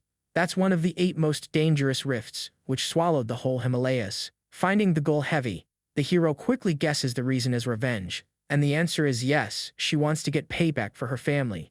Right after that, his partner offers him a business card. Our MC takes the card and sees it's from her trillion-dollar company. Noticing how huge that is, he hears her grandpa owns everything around. The boy gets the play and right away asks what she wants in return. Straight up, the request is simple: become the best with his help. She reaches out her hands, swearing the rare elixirs will help them both. Deep down, the MC knows the truth would be pretty hard to swallow. After all, his memory proves he already reached that level in the past. The kid's real goal today is just to fix this broken world. Going back to the present, he shakes her hand and dismisses the fancy items. Instead, he asks for help taking the van with the wounded to the doctor. Over at the office, a guy with glasses writes the data on a clipboard. The girl asks the doctor how the rescued people are doing. He says they're in bad shape. He guesses it's going to take at least 1 week before they can even talk. Confirming the warning, the warrior agrees to let them rest. But our MC calls her over and says they're starting the training. Already outside the hospital, our MC gets ready to start the training. And before any strikes, he throws a question in the air. With the spear in hand, he wants to know if she'd dodge a lethal blow. She finds the answer obvious and admits it would be really hard. Disagreeing right away, he says it works if she uses her senses to the limit. First, he points to his face and tells the student to sharpen her vision. Then he asks her to sharpen her hearing really well. All this while she needs to take in the smell of the place. To finish off, her skin also has to feel the pressure of the room. Facing the student, the rule is to fight in the realm of pure awareness. The girl grabs the hilt of her sword, getting ready for the training. And then it gets serious. He just vanishes before finishing the sentence. Completely lost, the girl doesn't get where the silence is coming from. Showing up behind her, the master grabs the blade and points out the mistake. Without pity, he criticizes her slowness and says, instinct comes first. A deal is to act on autopilot because thinking mid-fight costs you dearly. Taking a few steps back, he declares the end of the theory right there. Right then, a weird crash shakes the outside of the building. One of the guards on duty gets a huge scare from all the noise. Running from afar, another partner complains about the guy vanishing. He arrives yelling but freezes right away seeing the damage. From so much dread, the poor security guy just stutters into the void. The truth is the MC and the girl are smashing everything in training. Putting in full force, she charges with a super heavy sword strike. But the kid defends in total peace using only the spear shaft. In a smooth move, he dodges with some absurd agility. He counters hard, but the girl blocks the hit while everything around is destroyed. The girl gets spooked by the hit but doesn't back down and grips her weapon. Blocking again, the two end up face to face in the heat of the fight. She freezes for 1 second, noticing the next strike is unavoidable. Luckily, the guard barges in yelling the hero's name and stops the attack. Breathing heavily, the man warns that the hostage woke up. The MC grumbles thinking it's early, while the girl tries to catch her breath. Startling her, he ends the class praising her defense.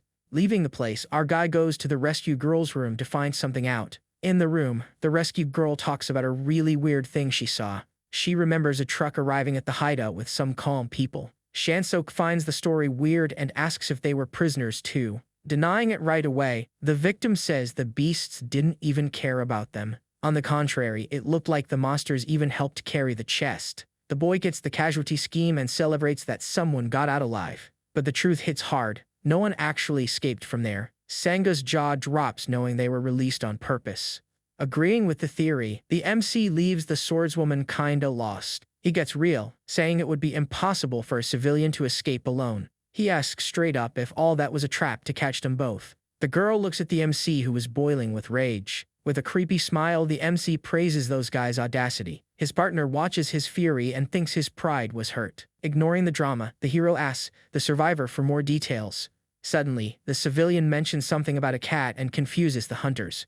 According to him, one of the truck guys wore a cat keychain on his waist.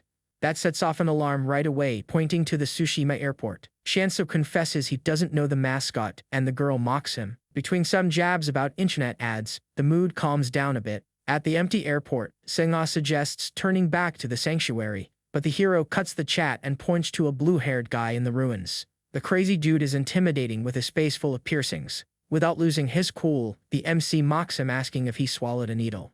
Crossing his arms, the stranger confidently calls the duo a bunch of brats. He turns around calmly and drops that his name is Kim Ji-yeon, and says his mission is to take them alive. At that moment, both wonder where he's taking them and why alive. Hearing that, the kid realizes the skill would change history. The villain pulls a guy who was all beaten up, saying he'd show something. He throws him into a black hole that appeared out of nowhere. The girl wonders why he was throwing people into a rift. A hand shows up, proving that someone was coming out of the rift. The girl gets scared since the only way out was closing the rift. Out of nowhere, a zombie monster emerges from the rift. The villain looks and is disappointed with the monster's level. He kicks the monster hard, destroying it completely. They're both shocked by what they just saw. A human getting corrupted and turning into a monster. The villain adjusts his headband, getting ready for the fight. He smiles, saying our MC and the girl would be better material. Our MC confirms the student's guess, and says that from the start they didn't want the money, but the hostages. The guy says he was sent to tell the MC who they are and their real purpose. He says they are descendants of Dangun, and that they live for a single purpose, with a powerful stomp that lists the nearby cars. He starts smiling, ready to fight. In a fast move that looked more like a flash, he kicks the car that was up in the air. The force of the kick sends the car flying. Our bored MC asks if their purpose is really that big of a deal, with the airport as a witness. With one spear strike, our MC cuts the car in half. The villain starts running towards the MC. Our MC also starts running straight at the villain.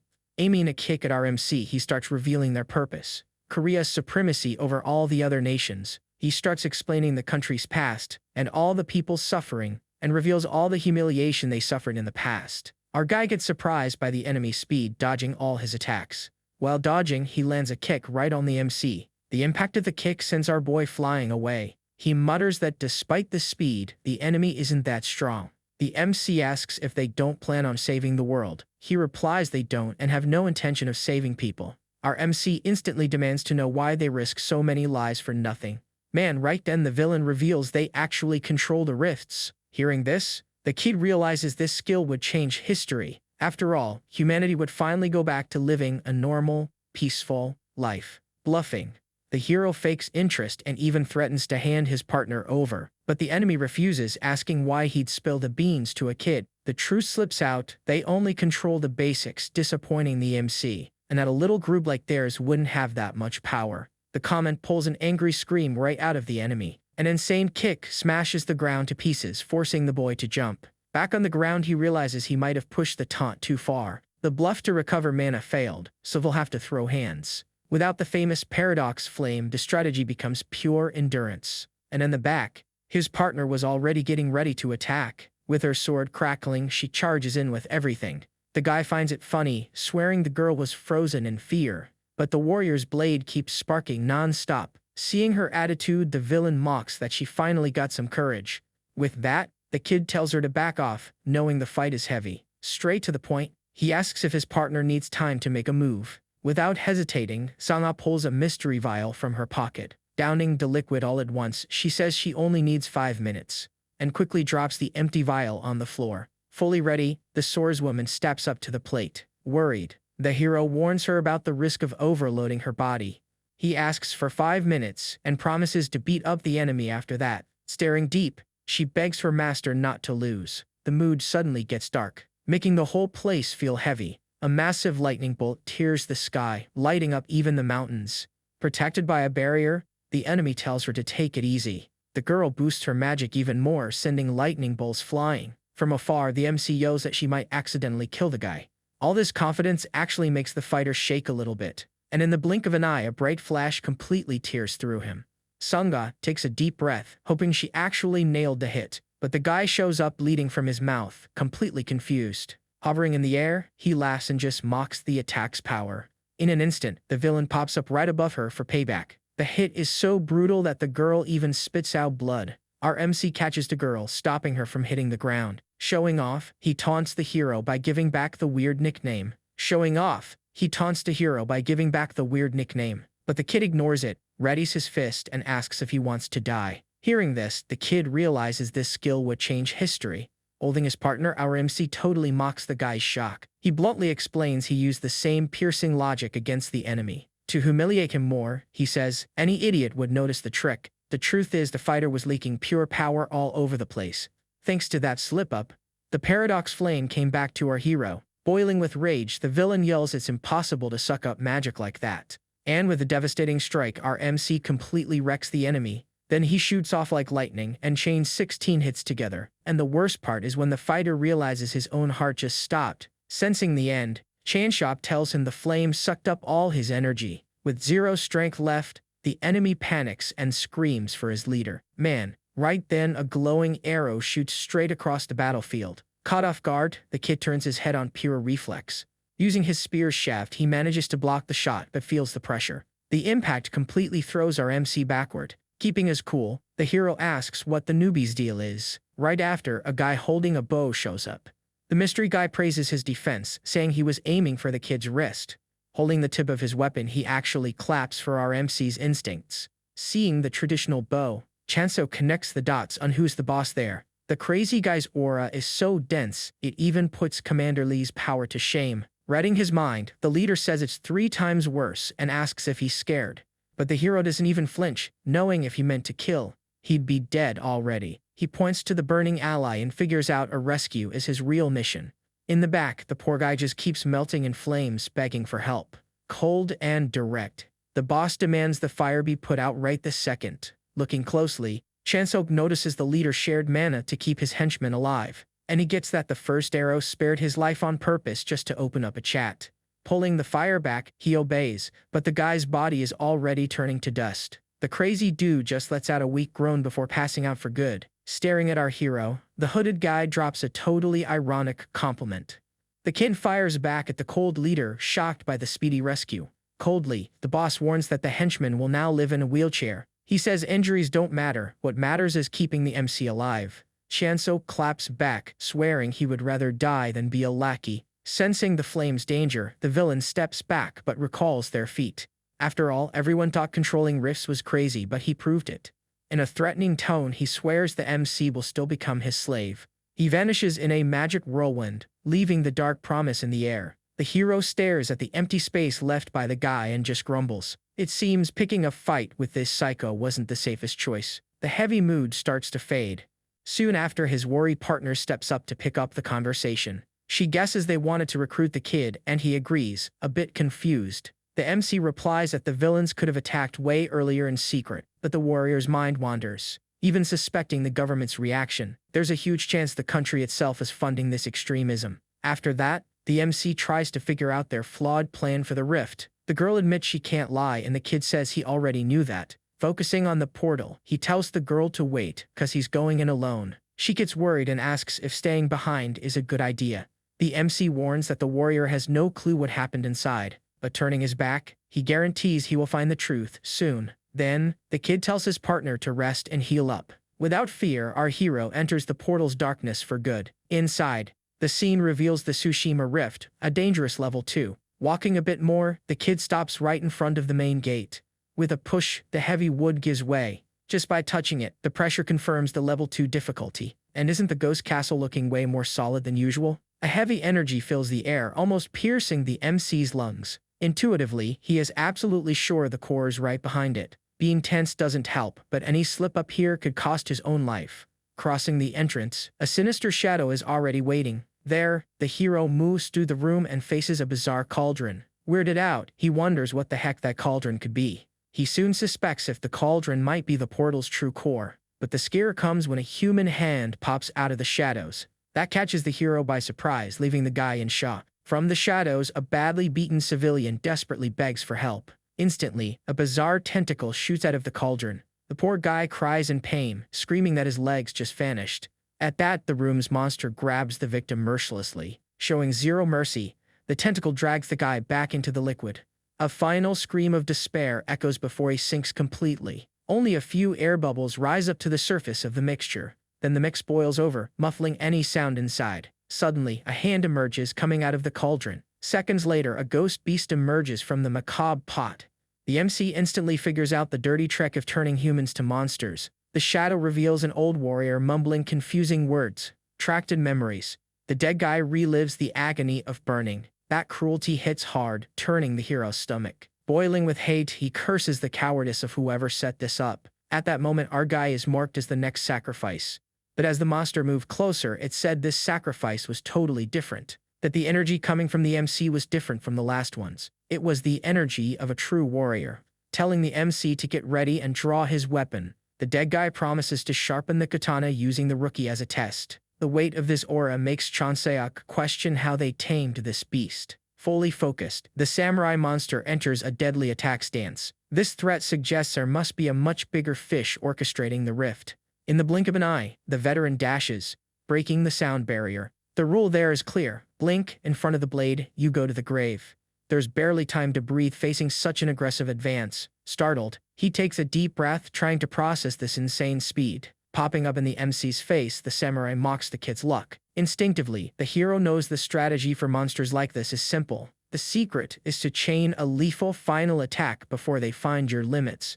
The monster carefully watches the MC's attack, getting ready to block it with his blade. The clash of weapons is insanely strong, but it couldn't break the monster's defense. The MC watches the monster's resistance in disbelief, and he's amazed because the block was way too fast for his eyes. Impressed, the undead takes 2 steps back to evaluate the kid's talent. Theoretically, the phantom strike shouldn't even be seen, let alone stopped. In the blink of an eye, a vertical slash heads straight for the MC. The katana hits through a small gap in the defense, cutting the MC's shoulder. Groaning from the damage, Shansuk is baffled by the speed increase. The samurai laughs and praises his reflex before readying for the next round. Mockingly, he challenges the rookie to handle the pressure this time. Man, the hit is so hard that the kid spits his own soul from the impact. Falling to his knees, there isn't even time to put his guard upright. The veteran then walks calmly, evaluating the damage done to his opponent. Immediately, the paradox flame explodes all over the kid's body. Relying on magic is risky, because offensive spells fail against the dead. With no logical way out, he hears the old guy say the duel is not boring.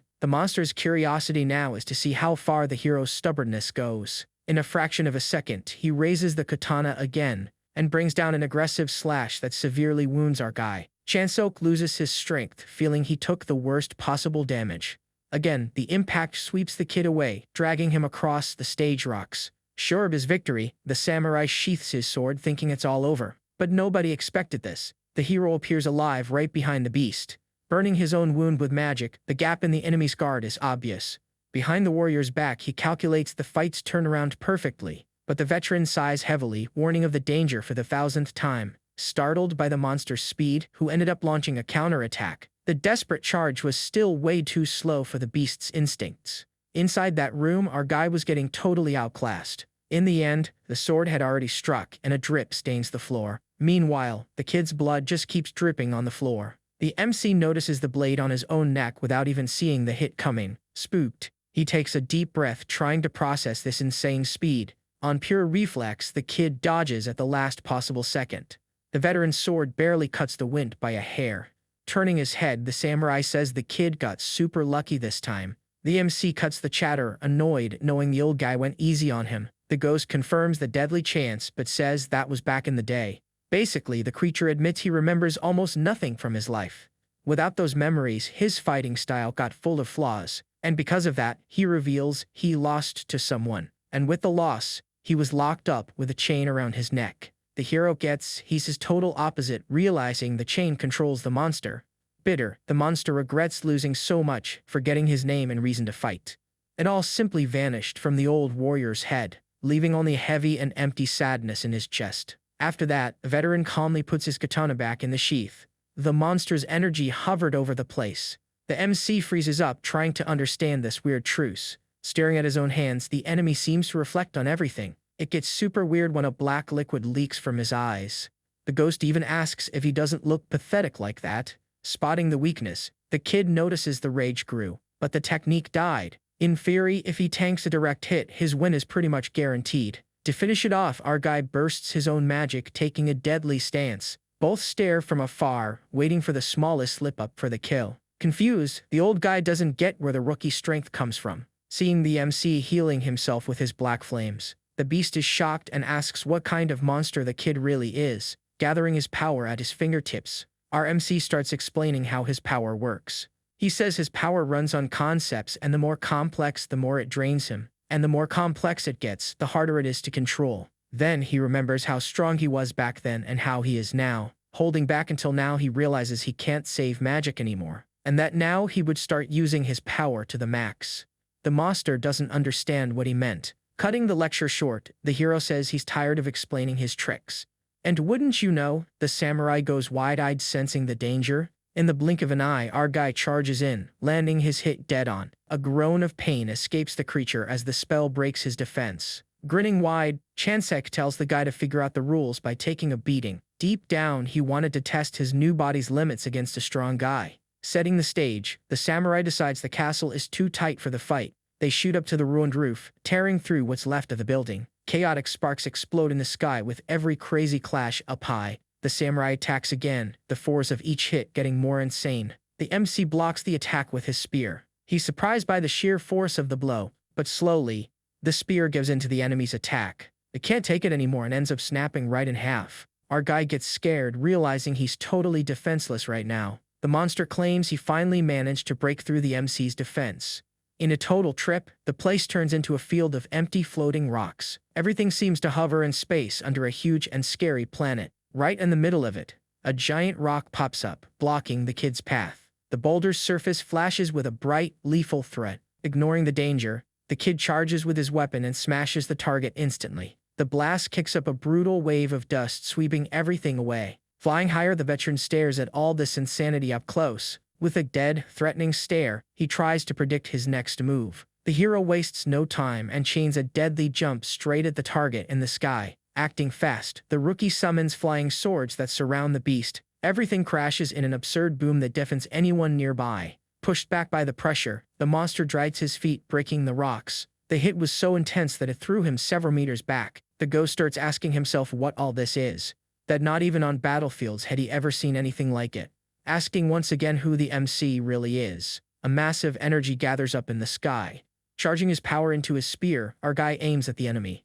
The attack slashes the enemy countless times. He screams in agony after taking such a powerful hit. With a look full of hate, he feels that if this keeps up, he'll lose again. In a fit of rage, the ghost charges full speed at the MC. Charging his blade again, he readies for the counterattack. Our guy keeps pushing forward, making his attacks more intense every second, both getting ready to put an end to that battle. Sparks fly with every strike from the weapons clashing. The armor falls to pieces, while cuts show up all over his body. At the same time, the enemy loses an arm and gets slashed right in half. Both grit their teeth, showing the fight is nowhere near over. Both push their powers to the max, hoping to end it with the next strike. The flames swallow up more and more of that world. Suddenly, a massive explosion goes off. A memory from the past pops up.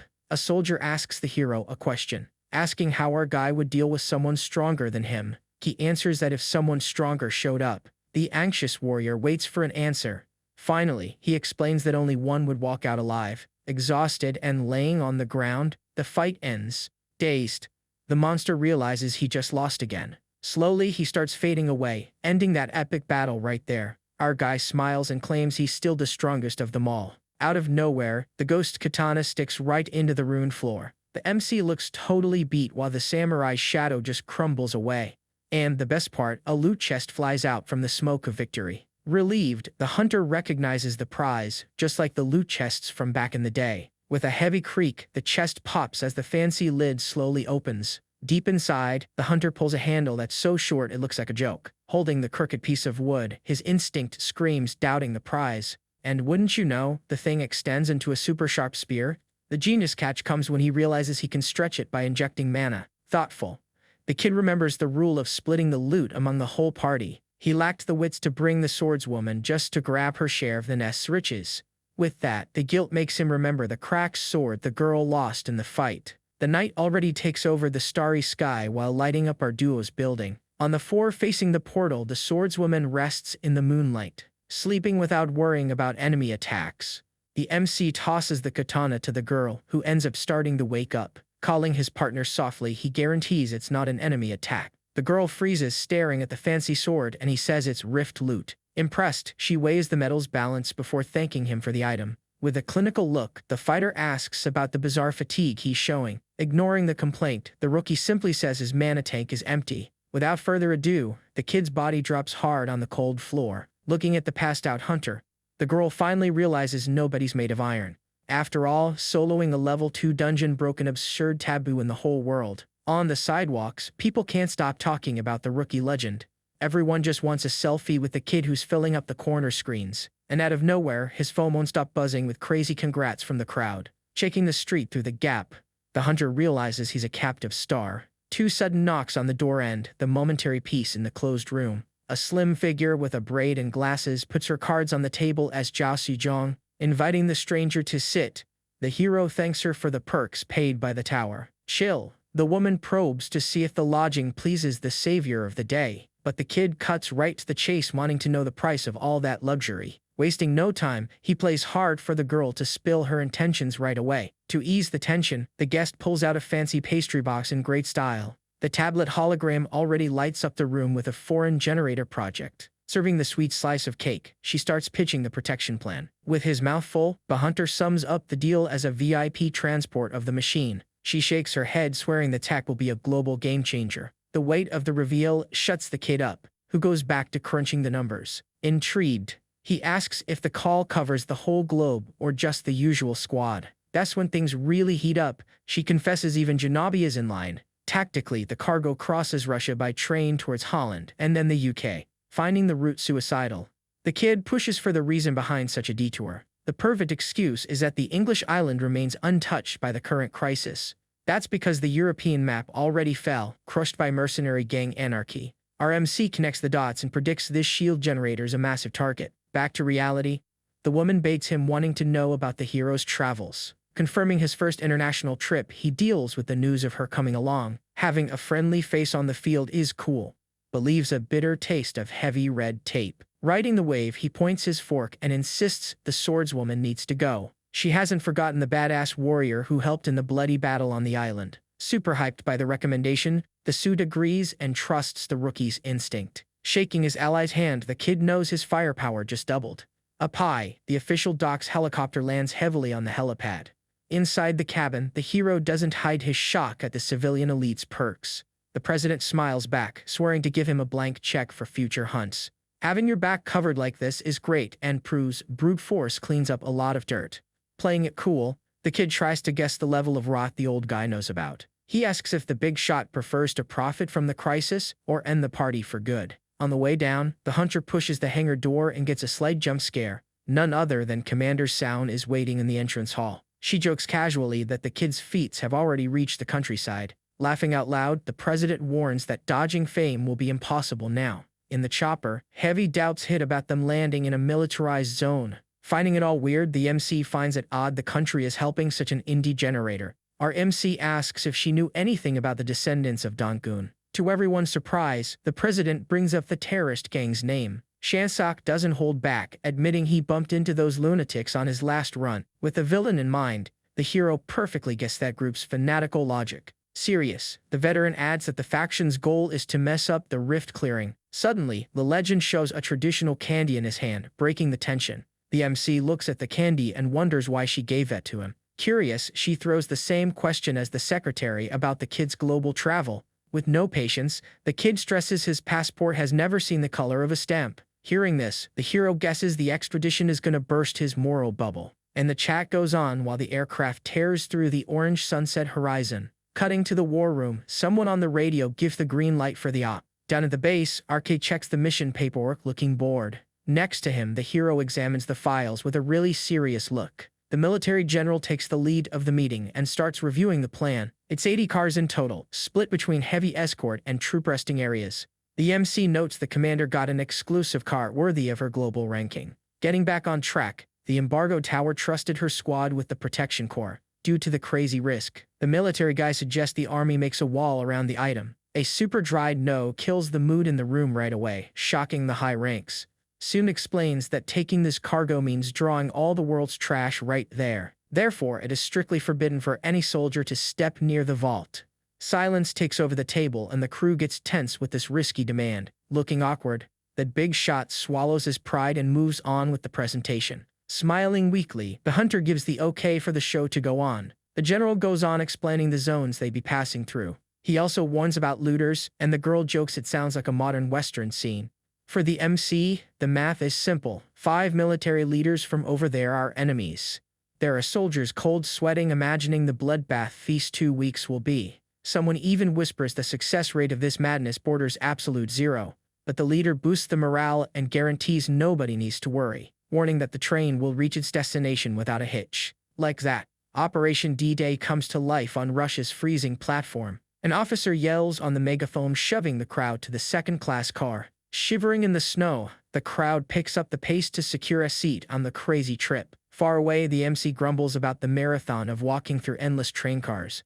Right then, an excited voice collects the rare elixir's debt right behind his back.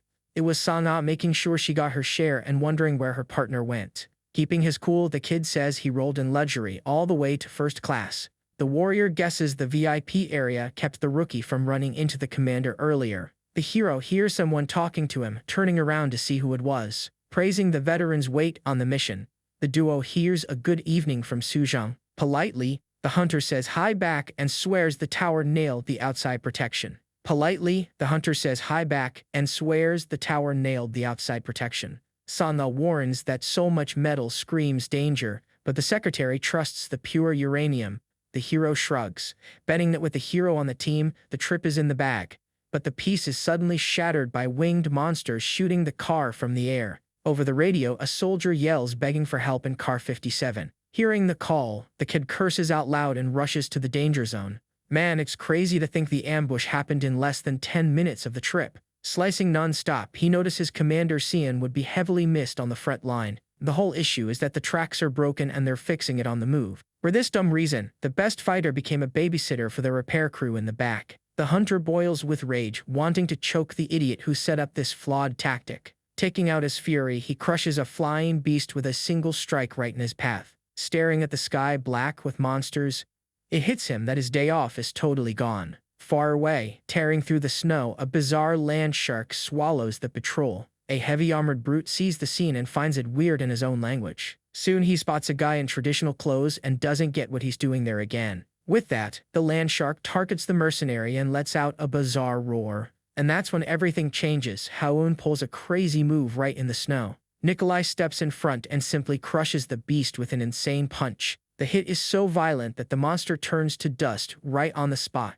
Pissed at the scare, the big guy curses the intruder who just replies ironically. Straight to the point, he says he brought a little job for the local ruler. The Russian grumbles the beast was his dinner but woke up giving him a headache. Disgusted, the suit tells him to clean up and makes fun of the local cuisine. Totally out of patience, the armored guy asks for the mission and waives payment. The Asian guy already knew that but swears the proposal will hype the mercenary up. He lets him know a packed train will cross the region in a few days. To the Russian, this is a joke, cause the Trans-Siberian tracks are already trashed. In response, the Asian guy reminds him that hunters can fix anything with magic. Confused by the logistics, Nikolai asks if the repairs and the trip happen together. Soon explains that taking this cargo means drawing all the world's trash right there. Cold as ice, he warns that what matters isn't the cargo, but the VIP escort.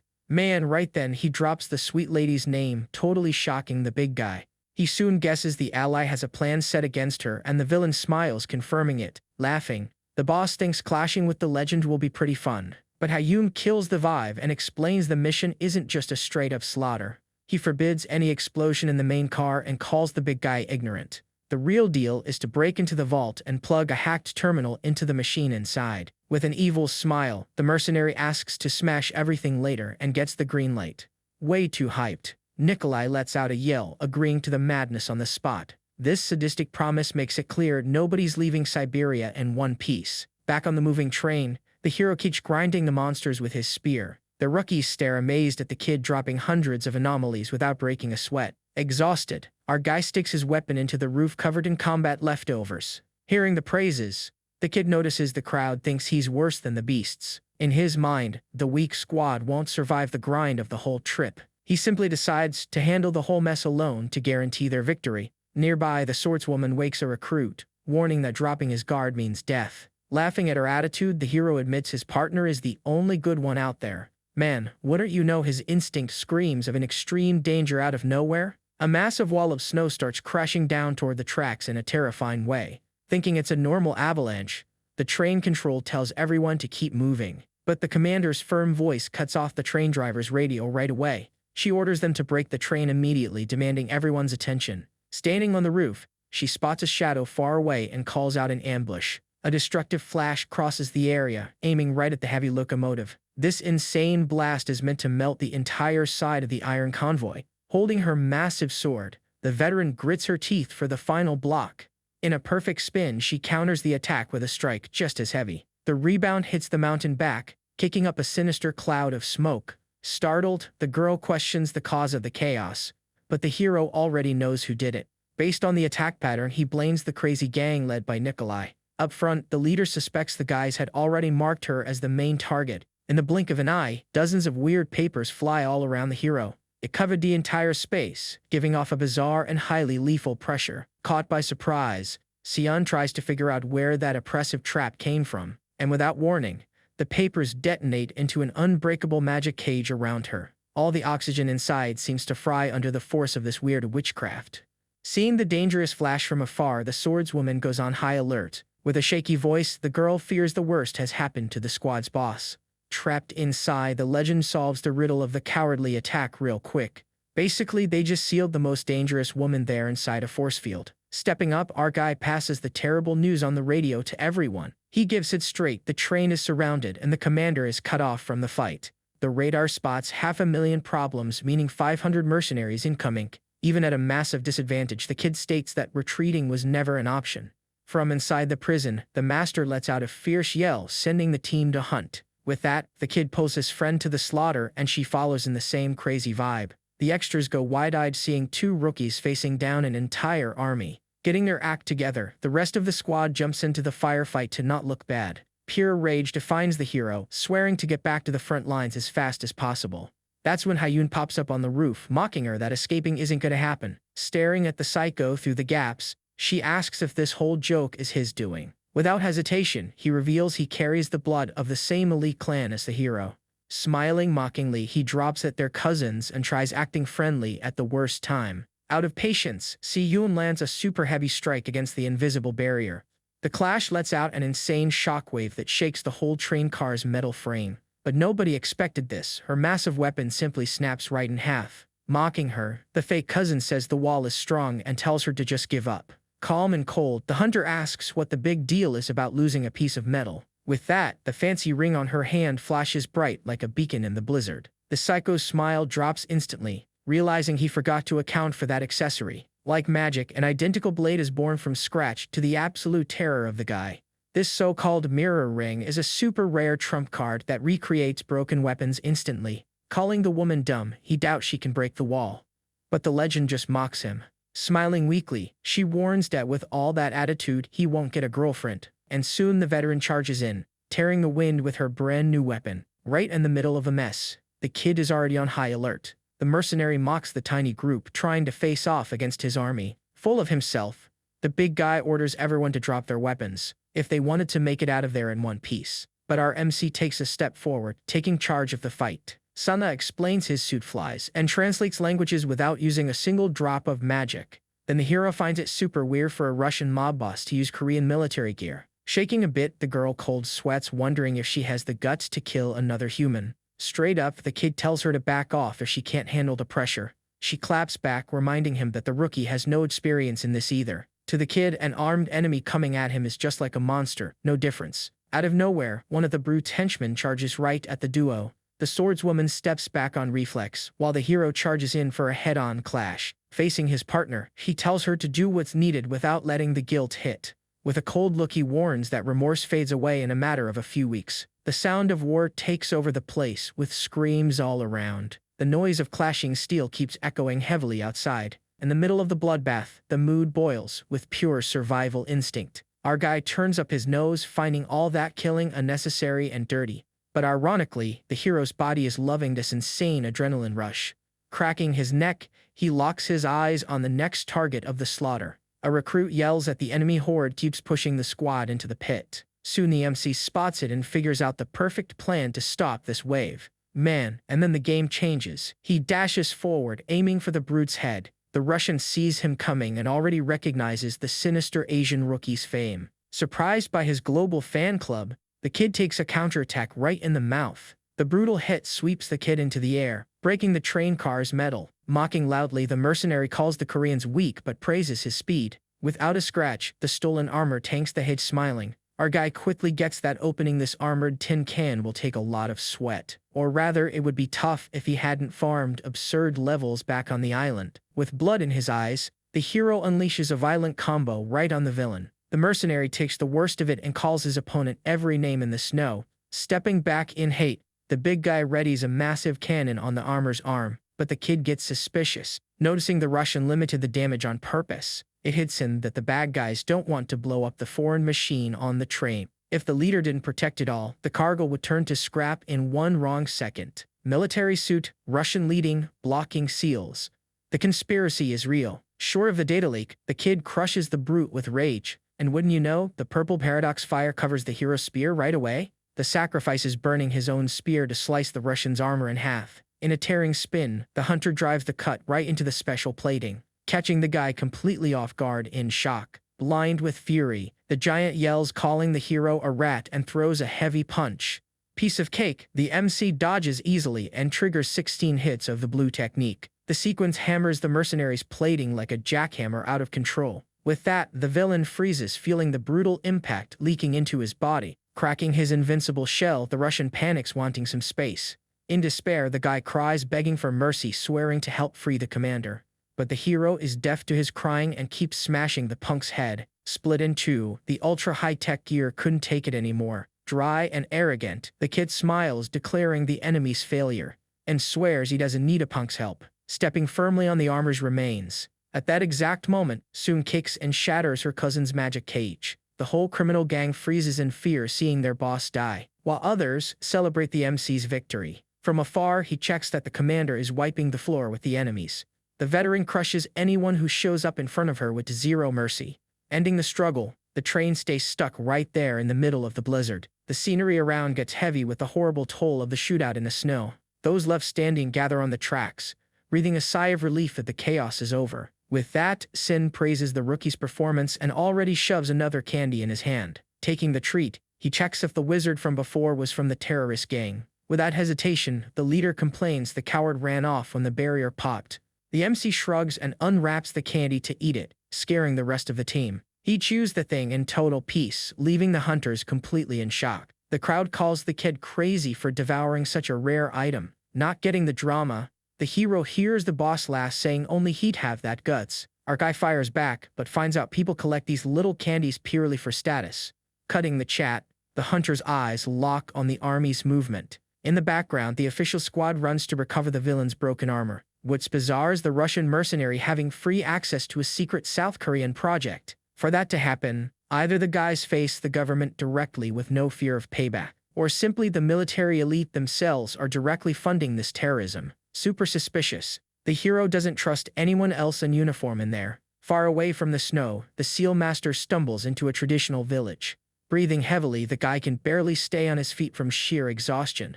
Leaning on the wall, the wizard regrets blowing all his magic on the trap. Out of nowhere, the hooded captain shows up, congratulating the lackey's effort. The henchman begs for forgiveness for messing up, but the boss lets it slide, saying slip-ups happen. Speaking softly, the villain tells him not to lower his head and just focus on catching his breath. He only demands that the lackey keeps his composure and the faction's pride. At the enemy base, an elevator goes straight up, tearing past the 81st floor. Inside the cabin, the disguised boss regrets losing another soldier on the board. He foams with rage, knowing that if he understood the black fire, he would have killed our hero. And the metal box finally breaks, opening its doors in the restricted area. The hooded guy storms into the research lab, yelling for Dr. Gyunwo. Chewing on a snack, the scientist turns around, asking for the reason of the visit. Without stalling, the leader demands the results, and the doctor warns the job takes time. Cold and calculating, the villain tells the team to focus only on reverse engineering the generator. Money isn't an issue for the guys. The absolute order is to step on the gas. Back to the Siberian train, the kid feels the weight of the long trip on his back. Back on track, the convoy pierces through the blizzard once again. In the main car, the soldier lists 15 casualties, wiping out a third of the squad. The commander swallows dryly with her arms crossed, weighing the toll of the massacre. Focusing on the wounded, she demands quick bandaging and urgent contact with Warsaw. A cadet asks who sets the rules in Poland and hears the name Mazurka. Without blinking, the legend orders the radio to notify the Guys Guild to grant access. The recruit doubts the warlords will help that easily, but the legend guarantees they will beg for backup in the future. With that, the message reaches the Esprit Guild's HQ in Poland. The crowd is shocked by the summons sent by Janabi, but the hunter Robert freaks out and tells her to get lost. Trying to calm him down, a partner brings up the sweet lady's clout. Blind with rage, he thinks it's crazy to jump into the fire for some nobody. Then another warrior steps up and takes the mission on the spot. Cursing his partner, Robert trashes the hunter's ret, and wouldn't you know, he turns around to face the whole team in silence, totally clueless. The guy gets lost seeing that mutiny. A redhead warns she'd rather pay a fine and leave than refuse. Robert grumbles, thinking fame doesn't make her anyone special. Cutting the chat, an ally defends that the leader is indeed different. The whole group owes their life or career to the Veterans Foundation. If everyone quits, the whole guild goes down the drain. Pressured to give in, the boss swallows his hate, cursing on the inside. He can barely believe the size of the influence the warrior has. Far away, the hero watches the snow through the train window. Worried about the wounded, she fears for the next 5 days. Now they just have to hope the trip goes on without any new hiccups. But the sirens go off announcing a level C invasion. Over the speakers, the driver warns that slimes are on their tail. Immediately, the order is for everyone to take a fighting stance. Desperate, and Extra finds it bizarre to have those blobs out there. Even the commander finds the appearance of those pests in the snow weird. Not getting the tension, the kid asks what a slime is. Someone sums up, they're level 1 beasts straight out of Bratz. The math doesn't add up after all, the city is 600 kilometers away. Sion guesses the rift swallowed everything and predicts a huge mess. In the rush, our recruit questions the beast's danger level. They freeze on the spot and break any equipment they touch. And the nightmare gets worse when the shooters aim at the gross pack. On command, the rain of arrows crosses the air toward the targets. Man, right then the shots hit the slime and do absolutely nothing. The dirty secret is that these anomalies can tank any spell. Shiensok gets that physical arrows and magic are useless there. Shooters warn in a panic that the beasts are gonna swallow the train. Facing the chaos, the legend realizes the mission's total risk. Totally in shock, the squad goes into an absolute panic. With a serious face, the kid leans on the edge of the train car. Quickly, he asks for permission to test a trick with the bow. Without stalling, he grabs the weapon and tells his partner to focus magic on it. Curious, the hero follows the kid's crazy plan. His logic is simple. If the shield is made of magic defense, just wipe that rule off the map using the famous black flame.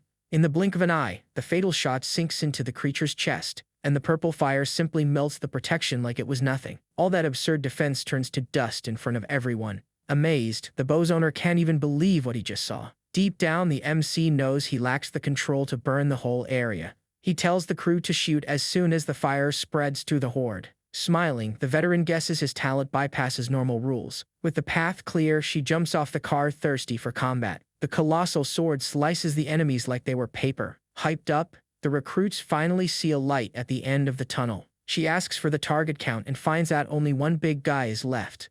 Staring at the massive shadow, the legend gets a chill down her spine. And then it gets serious. The giant beast jumps to crush the train. Cutting won't help.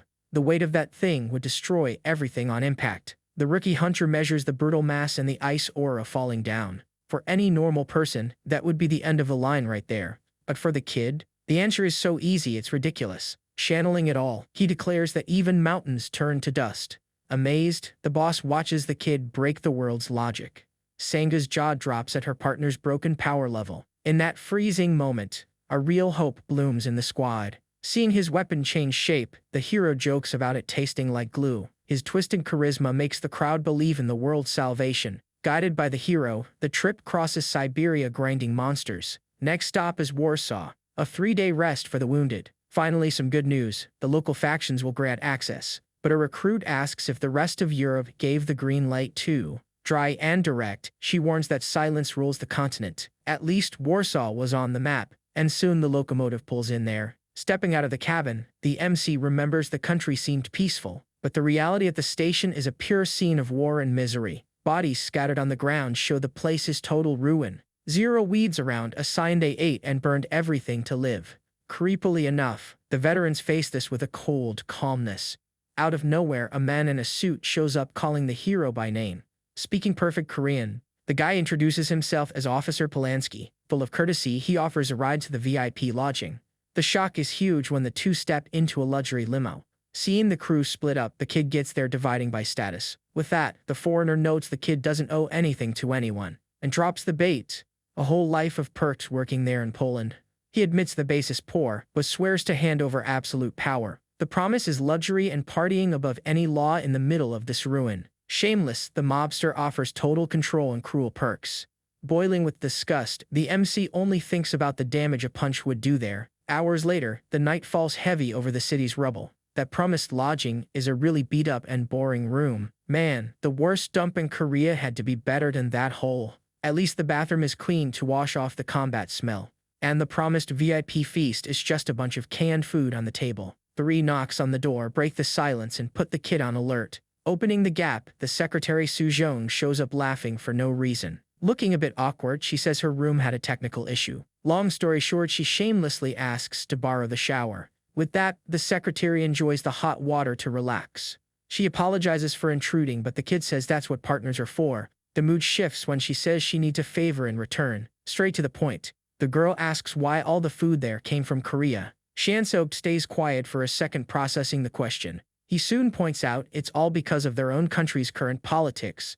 The government's scheme is to pull the best resources from the whole world first. They eat the absolute best and shove whatever is left back to the foreigners. Soo-jong reminds him that crossing the Asians means losing the hunters' help. Exactly. Without this magic protection, nobody can plant or mine anything. As a result, the European people only get trash and stale food on the table. That cruel reality makes the hero's face drop completely. But what about the humanitarian aid cargo the train itself is carrying? The secretary questions if the crowd is going to eat rotten potatoes too. Already dressed, the girl leaves the room, dropping a bomb on the chat. She reveals that food is just a recycled compound powder number 65. Man, this is big. That slop is purely dried and shredded organic trash. Hearing the absurdity, the MC is totally baffled by the cruelty. The truth is she doesn't get why a rich country only sends bad food. Simply put, the high-value items never reach those who are starving to death. Holding the can, the kid asks who would loot the cargo from the miserable. Fact is, the local factions take it all to eat or trade for more weapons. And at the end of the day, nobody punishes these guys in this ruined world. In that second, it hits him and he gets that the current planet is rotten to the bone. It's even bizarre to think there are people wanting to keep this hell forever. Cleaning his blade, the hunter decides exactly what he needs to do from now on. Without hesitating, he takes a step toward the secretary. His serious look scares the girl when the kid asks for a huge favor. Far away, the Hamburg military base in Germany is swarming with soldiers. A giant guy crosses the completely destroyed courtyard. He is Daniel Lewis, the Kaiser boss, yelling to understand the chaos in the place. Shaking, a recruit warns that the Korean Chansok is demanding backup for the train. Furious, the German leader threatens to report the hero to the association right away. Nobody expected this. The kid simply throws an injured mercenary on the ground. Yelling in hate, the big boss curses the kid and asks if he wants to die. With his hand out, the MC mocks him and tells the guy to try his luck for real. He quickly claims that clashing head-on is the only way to save his own skin.